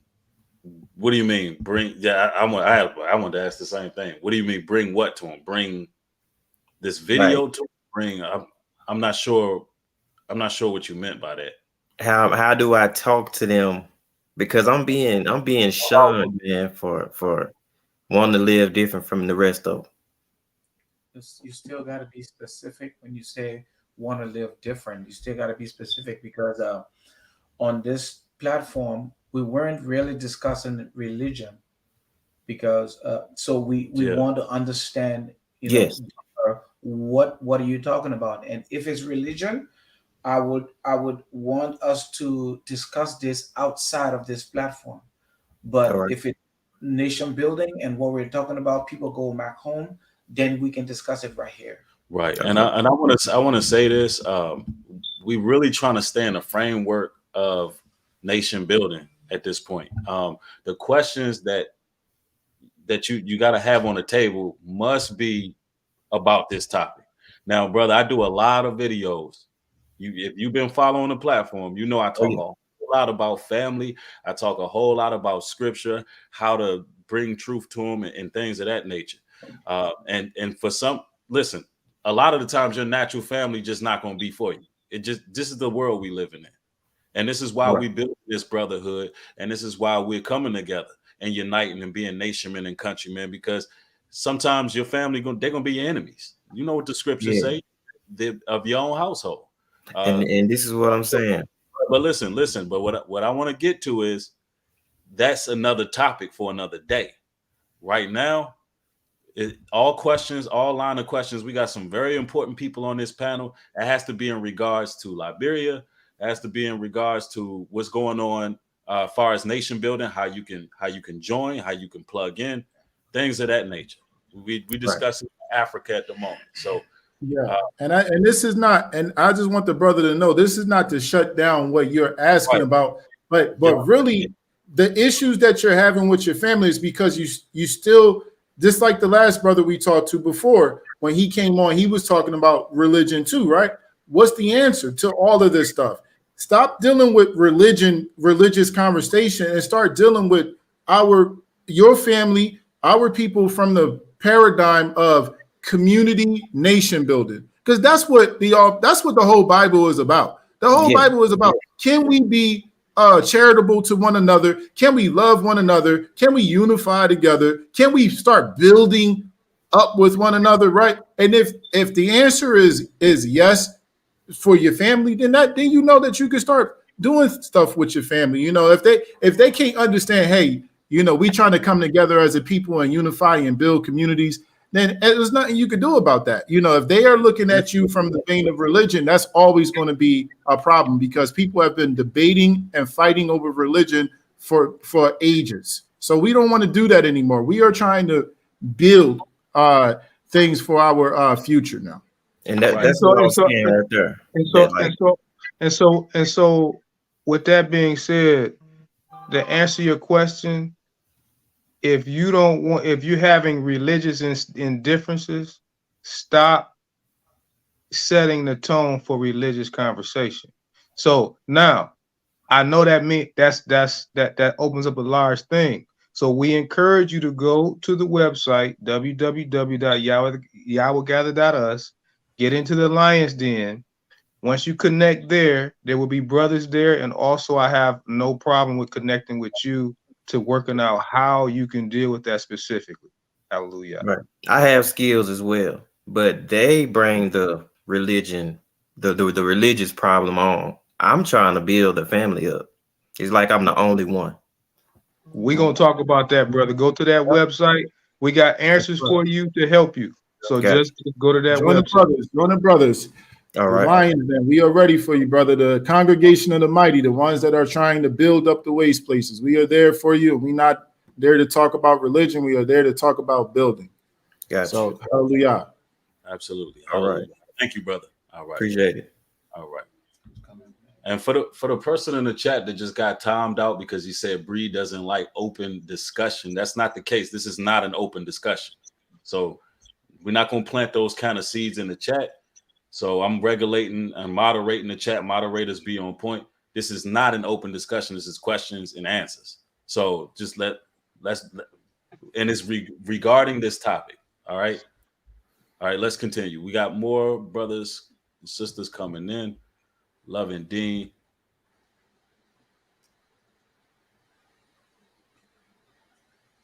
All right.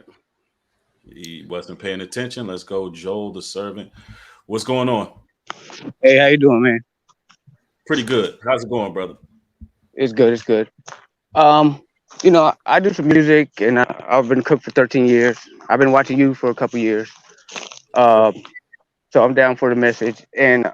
But my question was, it had to do with, I'm supposed to be getting ready to move to Alabama. We got some land down there, like 150 acres. But I keep hearing about, you know, you guys in Liberia.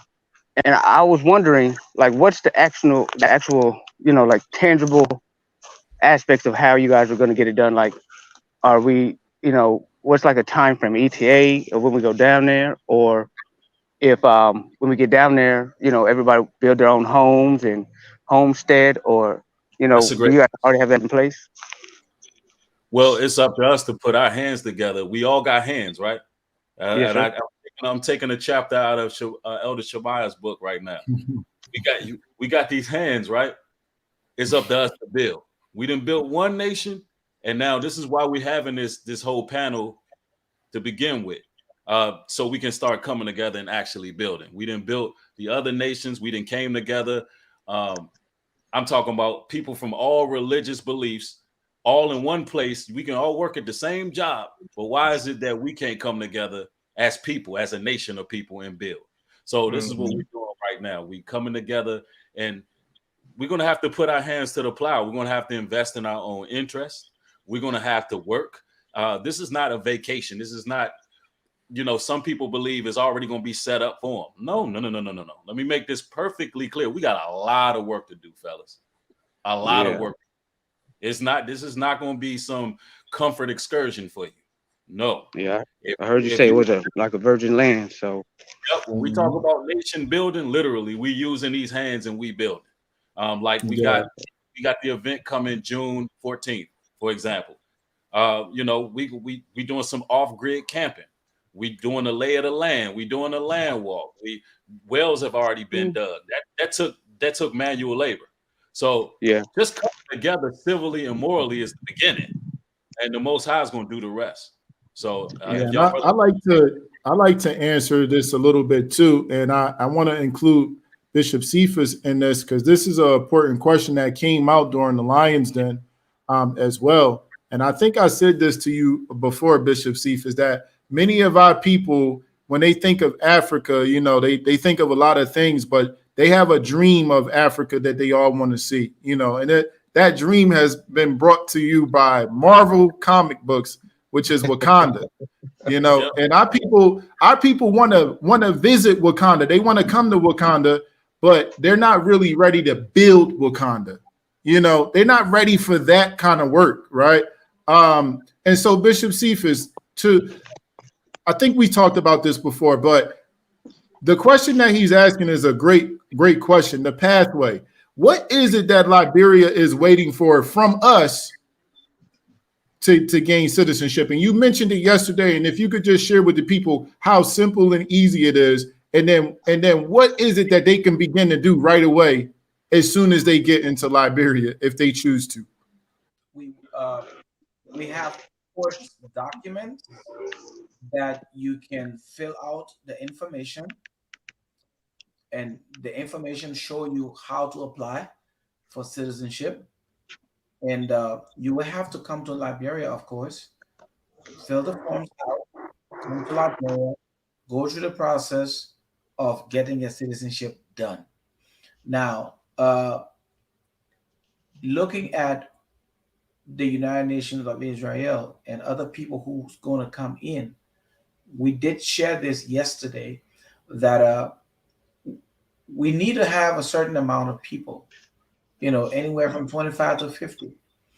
Now, we can take all of those forms by virtue of our office and speak to the president and say, look, we have these people, a group of people who want to the pathway to citizenship. Of course, every citizenship you apply for, you will have to pay fees in order to become a citizen. So what we want to do with this group to ask for a waiver, and then probably the only thing you pay for is your passport. You know, that's what we want to do. So by getting the group together, the organization together, people from different places come together, fill out the forms, and then we can take it from there to help you. And you have to plan to come to Liberia, and then we can walk you through the process. Absolutely. Yes.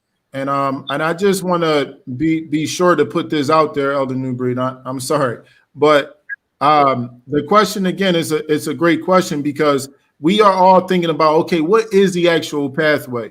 What Bishop Cephas just said is literally a document, right? A document that's going to gain you citizenship to Liberia, right? Now, what the United Nations of Israel is doing is we are facilitating pulling all of these people together, okay? So when you come through the United Nations of Israel, that group of people that Bishop Cephas is talking about, he's looking to the United Nations of Israel to bring that group of people. Okay. Now, once we have went over there and the 50 people, as Bishop Cephas just said, have their citizenship, they was able to get that citizenship more than likely for virtually free, right? Then what the United Nations of Israel is going to start doing is creating a pathway for business professionals to move into Liberia. We're talking about engineers, medical professionals, education professionals,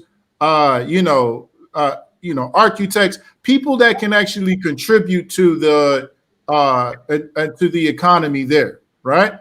Because what Liberia needs and what we need is to take that intelligence that we have and add to the community that needs to be built there. And so Elder Shemaiah, what he's actually doing right now is making sure that some guest houses are being built. Bishop Cephas actually suggested that there's some plot of soil over there, plot of land over there, that we can actually start building these guest houses, okay? That area in that soil there can then start to be cultivated, grown, and utilized. So it's a small community when our people are coming in and starting to contribute to the economy there with these working business professionals. Now, once all of that has been established, where we'll have men and women going over there, working and sharing their profession, right? Then it's going to be more conducive for even more people to start moving over there to just live there or even just visit there. Bishop Cephas said something fantastic during the Lions Den. He said there's nothing stopping us from creating our own refineries there. There's nothing stopping us from creating our own resort there. Liberia is beautiful. They have beautiful beaches there. Why not? Why don't we have a community there where people can come and vacation and have a resort and check out the land and check out, hey, this is how you can contribute. This is how you can become a part of Liberia. There's nothing stopping us from doing any of those things. That Bishop Cephas has said that here. He said that during the Lions Den. And so the pathway is very, very open for us to make these things happen. And so this is the reason why this discussion is happening today. So thank you for your question, brother. Right. Absolutely. Thank you, Joel. I appreciate you, Joel. I'll say one thing. I'm sorry. I know we're not supposed to keep on going, but I got to say that, I prayed about going to Alabama before I got on this. This is my first time talking to you guys. And I guess this is my little testimony. So thank you guys. I appreciate you. Hallelujah. And, the first step that we're making is, as Bishop Cephas said, and as Elder Yawuzazai said, we're going to be sending out a campaign collecting the names of people to fill out these forms. We want you to go to the website, www.yahwehgather.us. We want you to register, get your ID, and then we're going to have these forms ready so that you can complete them. We'll package them up and we'll get them over to Bishop Cephas, to the government, and the clock is ticking from that point. Absolutely. Thank you so much. All right. So we're going to go on to the next guest. And we're going to definitely keep it quick with the next few because we're going to go. Oh, what happened here? We're going to go around the 2-hour mark. All right. And, we want to at least try to get 3 more people in. So let's get this done here. W.H. Arrington, what's going on, family? Are you there? Your mic is muted. WH, you are live. Can you hear me now? Yes, you're loud and clear, sir. Oh, okay. Hallelujah. Well, quote-unquote, Yahuwah. First, giving all praises and honor unto Yahuwah, the God of Africa, the God of creation. I greet you all, brothers, sisters, in peace. Shalom, shalom. Shalom, shalom. All right, brothers. Thank you. All right, go ahead. Yes, I've been sitting and listening to a lot of very good, very positive, very creative conversations.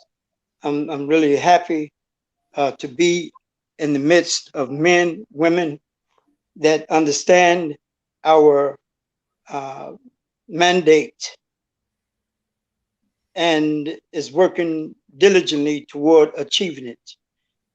I really don't have too many questions because I understand exactly what everyone is saying. Okay. I've lived in Israel for 49 years now, and I've been in Ghana for 8 years now. And my wife and I, and which is Ghanaian, we are in a position to assist in many, many ways in Ghana, and as well as we are ready. I'm ready. we are ready to come to Liberia to even get citizenship, because I know, you know, through watching these movies, the Europeans, they've been getting citizenship all over Europe. They have 10, 12, 15 passports. So they have been helping their world. It's time for us to help and assist our world to develop and grow. And believe me, whatever areas that of professionalism that my wife and I can assist in, we are ready, willing, and able. She had been trying to get in, but it was showing that the platform is full and she can't get in. I guess I was just blessed to be able to get in. Yes.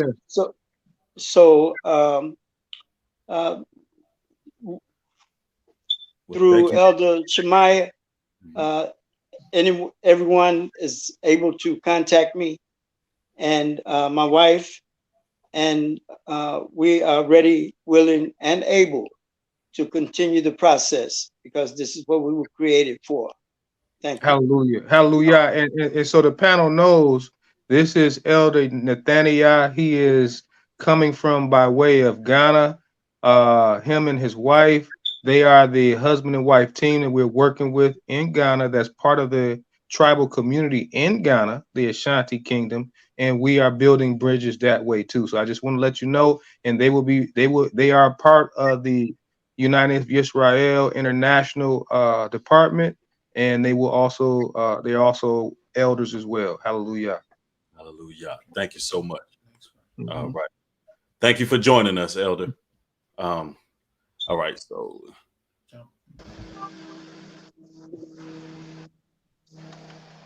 Carlo, what's going on, family? Yo, what's going on? Ain't nothing much. What's your question? So I want to talk about, I got this cleaning and renovation business that I started, and I'm currently taking a lot of architecture and business construction classes here in San Diego. But I'm originally from Northern California. I'm from Sacramento, and so I wanted to see in Liberia, how does the process works to get registered as like a contractor to be able to build properties and things of that nature? All right, and I'll let. That's what I was going to say. Yeah, you can do that in two ways. One, once you become a citizen of Liberia, it makes it very for you to get a business license. We have the Liberian Business Registry. You can go there and register your business, whether it's a cleaning business or whatever it is. You can do 2 businesses, 3 at a time, register them, and you're free to work. You can have your company here in America and in Liberia, and you're good to go. Okay, so they don't like have no. And to add to that, before you continue with your question, we have already set up the United Nations of Israel through the business department that Bishop Cephas mentioned. Okay. So that we can filter you through. So we already have that set up. So that's not an issue. All right. That's what's up. That's what's up. Another question is, so I'm a developer. I'm a developer, and so right now I'm working on the app, and it's called Gospel University, and basically I'm just trying to create something where like the people can go as a community, like anybody who follow Christ, who follow the gospel, and it's like I'm trying to create different categories like Bible study, prophetic, cooking, what's another one? Life coaching, like different categories. And brother, I don't mean to cut you off, but those are good things. But but those are all centered around a devotion type of conversation. We want to keep it. We got people. We want to keep the question to nation building, but we will deal with that on another call. All right. So check this out on this level. So as far as nation building, basically I want it to be the #1 gospel app in the world. You see what I'm saying? Because I feel like I can develop something that the world ain't never seen as far as like as far as reaching out to everybody all over the world.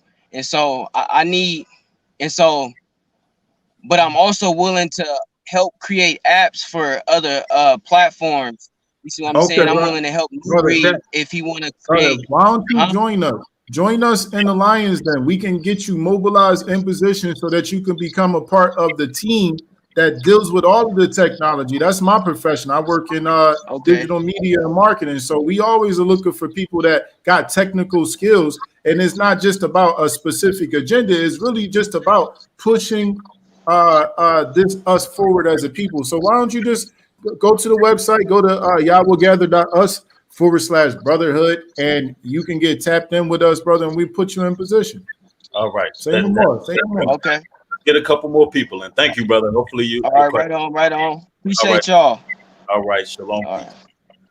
All right. So moving forward with the next couple people that's joining in, please direct your question to who you want to ask it towards. Once that question is answered, we go to the next person. All right. That's just how we're gonna have to do this because we still got pretty much a loaded queue, and I want to get a few more, but I am reaching time restraints. So let's see. You could point out the next one. Oh yeah, that's one of us. Shalom. Hey y'all. Hey. I'm Ted. Nice to meet y'all. Well, to you, Bishop Cephas. I know everybody else. But my question was going to be, so we have a lot of building to do here on the land and in Africa, in Liberia. What key positions do we need right now? As far as I know, we need a lot of organizers and people that are going to be those captains over 50s. What positions do we need right now to get the ball going? That's for you, Bishop Cephas. To get the ball going. What positions do we need? Yeah, just so from us here in the States, what positions do we need as far as organizing the institution or the movement, or a lot of the jobs that we would need? And this is really for the whole panel. We really need everybody. So that's why I'm asking what we're talking about, because we need everybody. We need engineers, we need builders, we need everybody. We need organizers. We need, just any skill. We need just about everybody. So the answer to help you with that too, Bishop, we that's why we had a meeting earlier today with the Christian and Muslim community, and from the standpoint of nation building.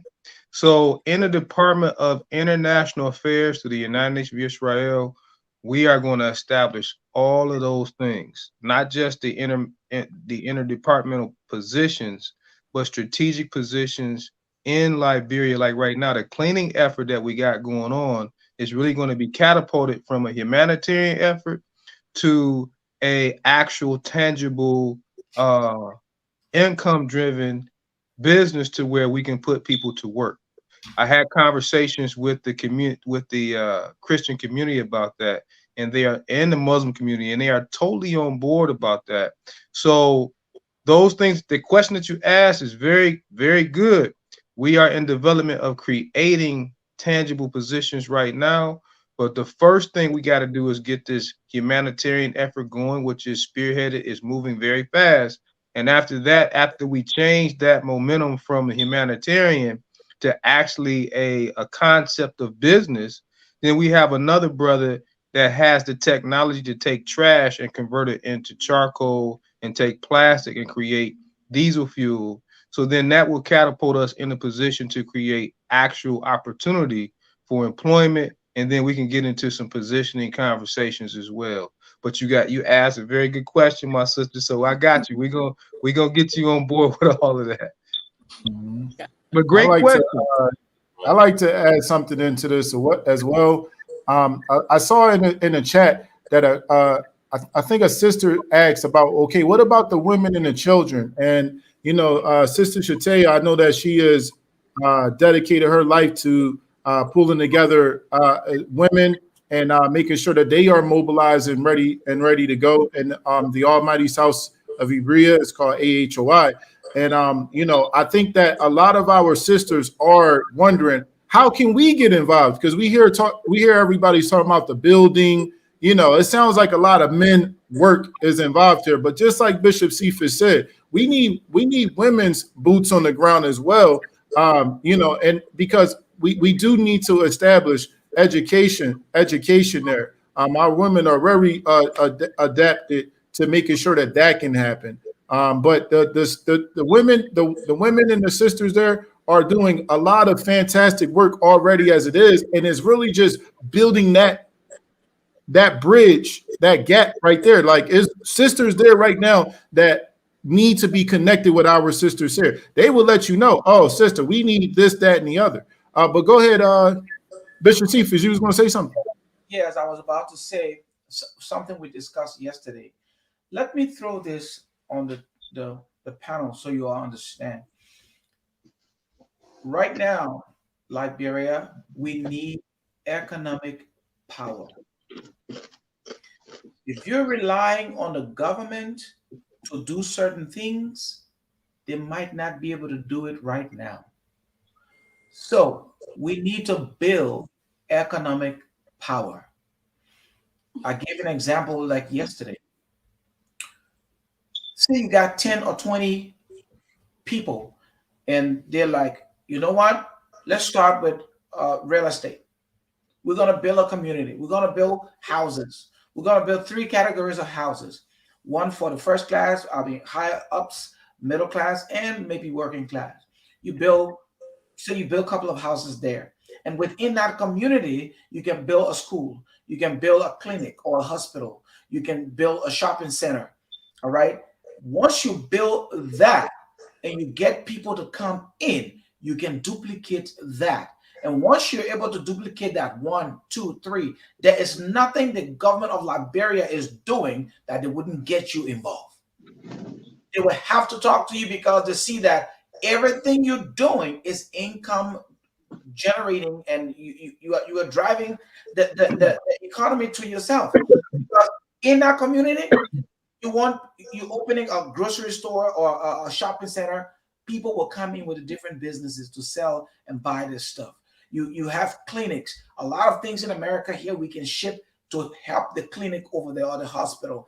We have school. You can open a school. There are a lot of schools stuff that we have here that we can ship to that school to make that school one of the best. Right. So you see, we can start with a community building and put all of these things in place and duplicate it.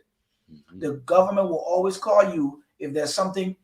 Politicians want to run for elections. They're going to come to your community to try to ask the people who live there to run for them. You understand what I'm saying? So we need everybody. But I just threw that community building thing as an example for you to understand that we can start from here. All right. So that last, I just want to add this last bit because all of what Bishop Cephas said is true. We have, when we said that it's version and we start from the ground up, everything is new. So put your mind in the standpoint that everything we are creating from the ground up.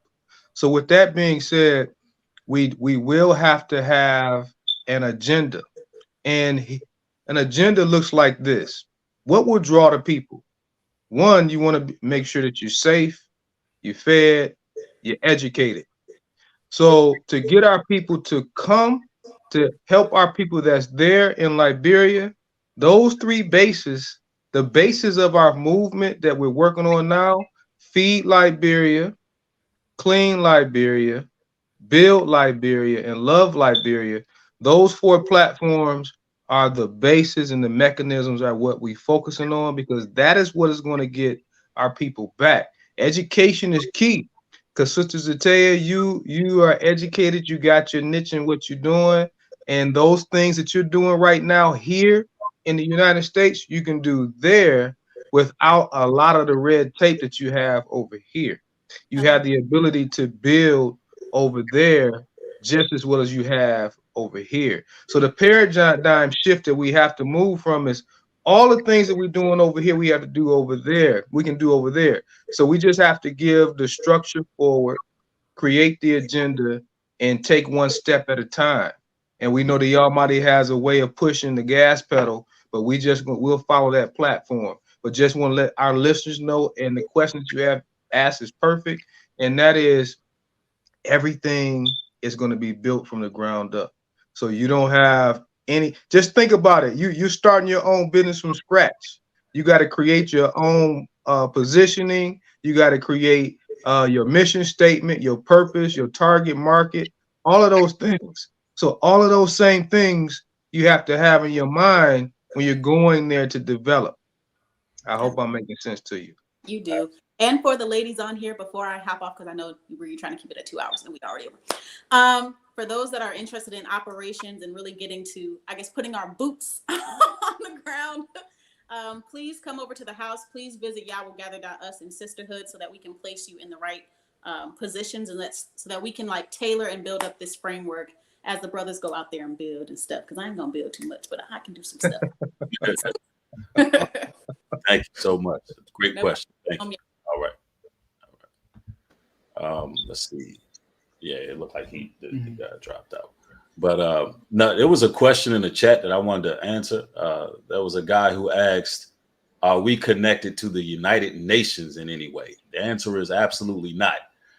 We are a nation of people. It's time that you reframe your mind and understand that we are a nation. We are the nation of Israel, written of in the scriptures, descendants of Abraham, Isaac, and Jacob. And we are a nation of people. We're not connected to any other governments, any of that. So when these brothers are talking about building from scratch, they mean it. We're establishing everything from scratch. And this is what's taking place right now. So I thought I would clarify that in the chat. Now we are reaching our time restraints. Man, this has been very powerful and edifying. It's been a lot of information that's been brought forth. Elders, I just thank y'all for, expending your time and leaving no stone unturned and being willing to really answer any question anybody had. Is there any closing statements that you all would like to say? We can go around and we'll end with Bishop Cephas. Yes. LD, what side do you want to go first, or? Yeah, I'm just excited to see us really get to work. The call for peace and unity has been put out to the people. Elder New Breed has been waving that flag for some time now. And everyone here that's in the comment section, if you really want to start moving this thing forward, we are looking for people that do have skills, some very particular skills. I am a part of the Department of Information, and we are looking for graphic designers, web designers.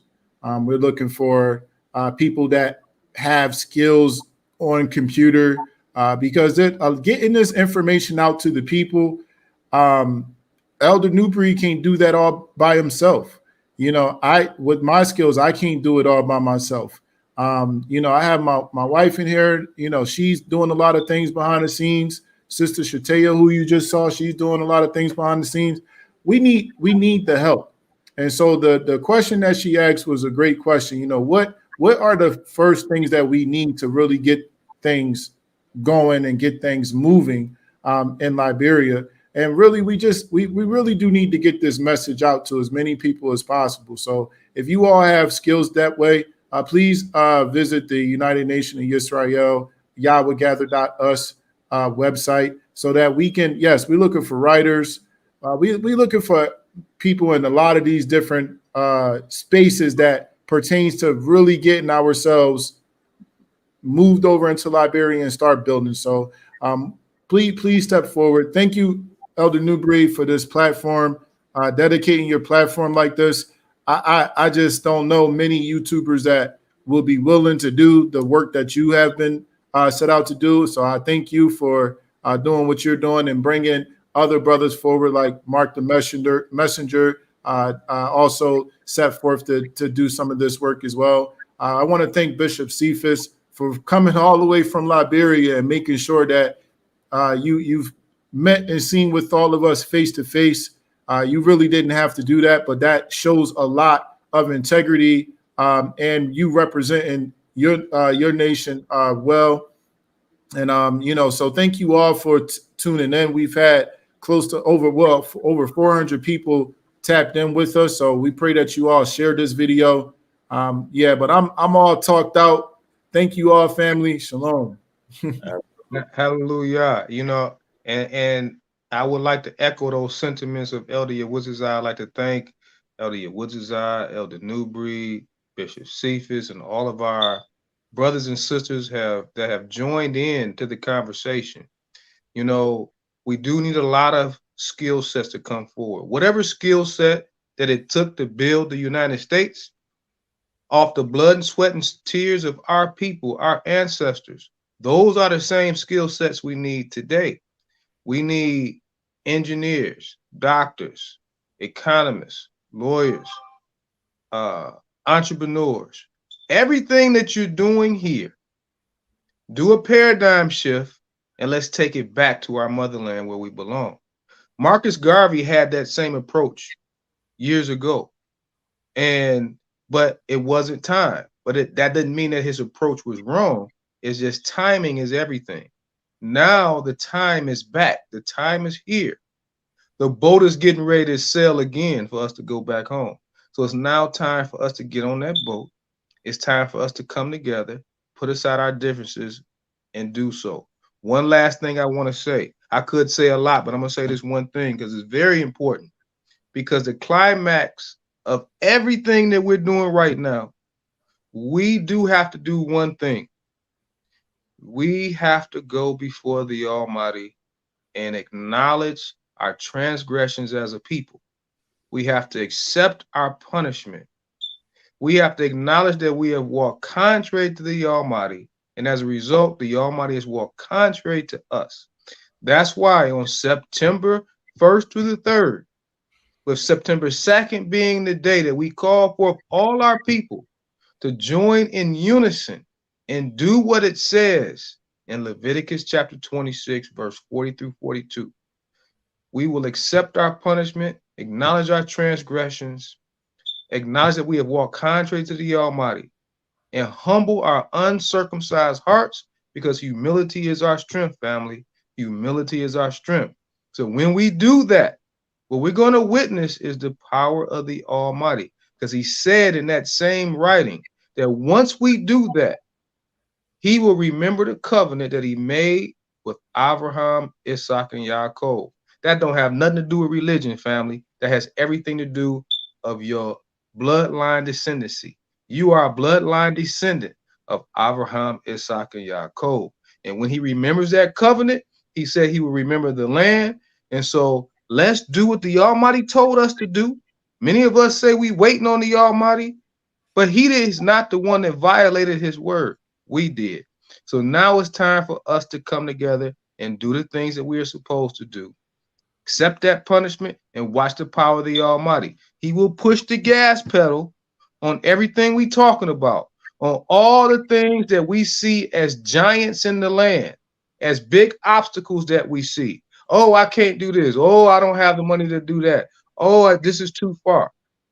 If we do that one thing, all the answers to those questions will be answered. So I end that right there and saying, let's come to Washington, D.C. on September 1st to the 3rd, or make it on September 2nd. If you can't come, join us via social media and let us join together as we repent to the Almighty and watch the prophecy of what the Almighty declared for our people come to fruition, and you'll see it right before your eyes. Hallelujah. All right, hallelujah. And I want to say in closing, before I allow Bishop Cephas to close out, I'm reaching out. I'm extending this olive branch to all content creators as well. Y'all know I pretty much operate on the media side of things when it comes to what we're developing here.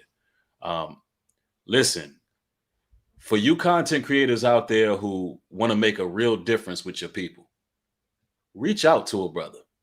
Reach out to me, because we already have a guild. We like Elder Yawuzazai said, we got Mark the Messenger. He got over 500,000 subscribers. There's other brothers that's in the ranks next to be a part of what we're building.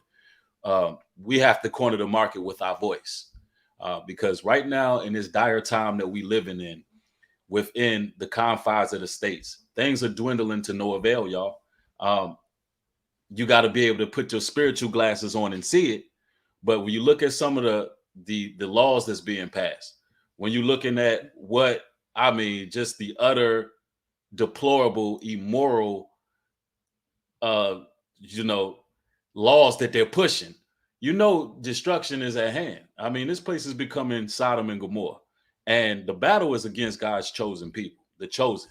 So what we must do is we got to make sure that our voice is a unified voice, knowing that, establishing that we are a nation of people. And what that's going to take is, we, on the media side, brothers going to have to put all of their differences aside, reach out. Let's stand as one. I don't care if you a camp, congregation, church. It don't matter if you Islam, Christian. Don't matter who you are. We're not dealing with religion. But when you look at the impositions that's coming against our people, and if you look at the depopulation agenda that's against our people, if you really paying attention, you got people on music videos twerking in front of Planned Parenthood. They're spearheading the worst of the worst because they're setting the stage for our destruction. Let's make this clear. That's what's happening. So in order for us to come together, we gotta speak and lift our voices up as a nation. We got to. That's the most important thing. So listen, regardless of your religious beliefs, this is powerful work being done. This is a nation of people communicating with another nation, and it's time, y'all. So, and we all are one, by the way. We all are one. By the record, the Bassa tribe is Yehuda. That's the tribe of Judah. So just to show you, everything is cohesive. We are one people. But you have a physical nation over there, and then you have this nation that have been disenfranchised that are finally gaining back what they lost. All right. So I will yield at that. And Bishop Cephas, if there's anything you would like to say to the people here within the States and as well as Liberia, you can share your closing sentences. I just want to express my appreciation for the hospitality in North Carolina, in Georgia. I've enjoyed myself. I'm glad. The conversations we've had. I'm looking forward to going to Michigan. Yep. And I'm going to jump on the elder.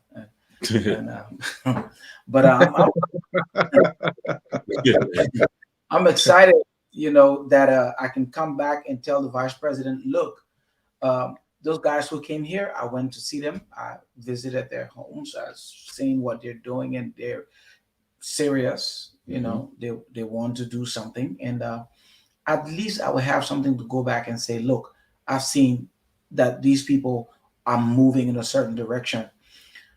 Liberia need this. Liberia need for her people to come back home. We cannot leave everything on those who are there. If we just depend on those who are there, Liberia will not go anywhere. But the African Americans in the diaspora, the Liberians in the diaspora, the Africans in the diaspora, we want to plead with them to organize, form a network, go back home, and build Africa. They have been using us as donors for materials, raw materials.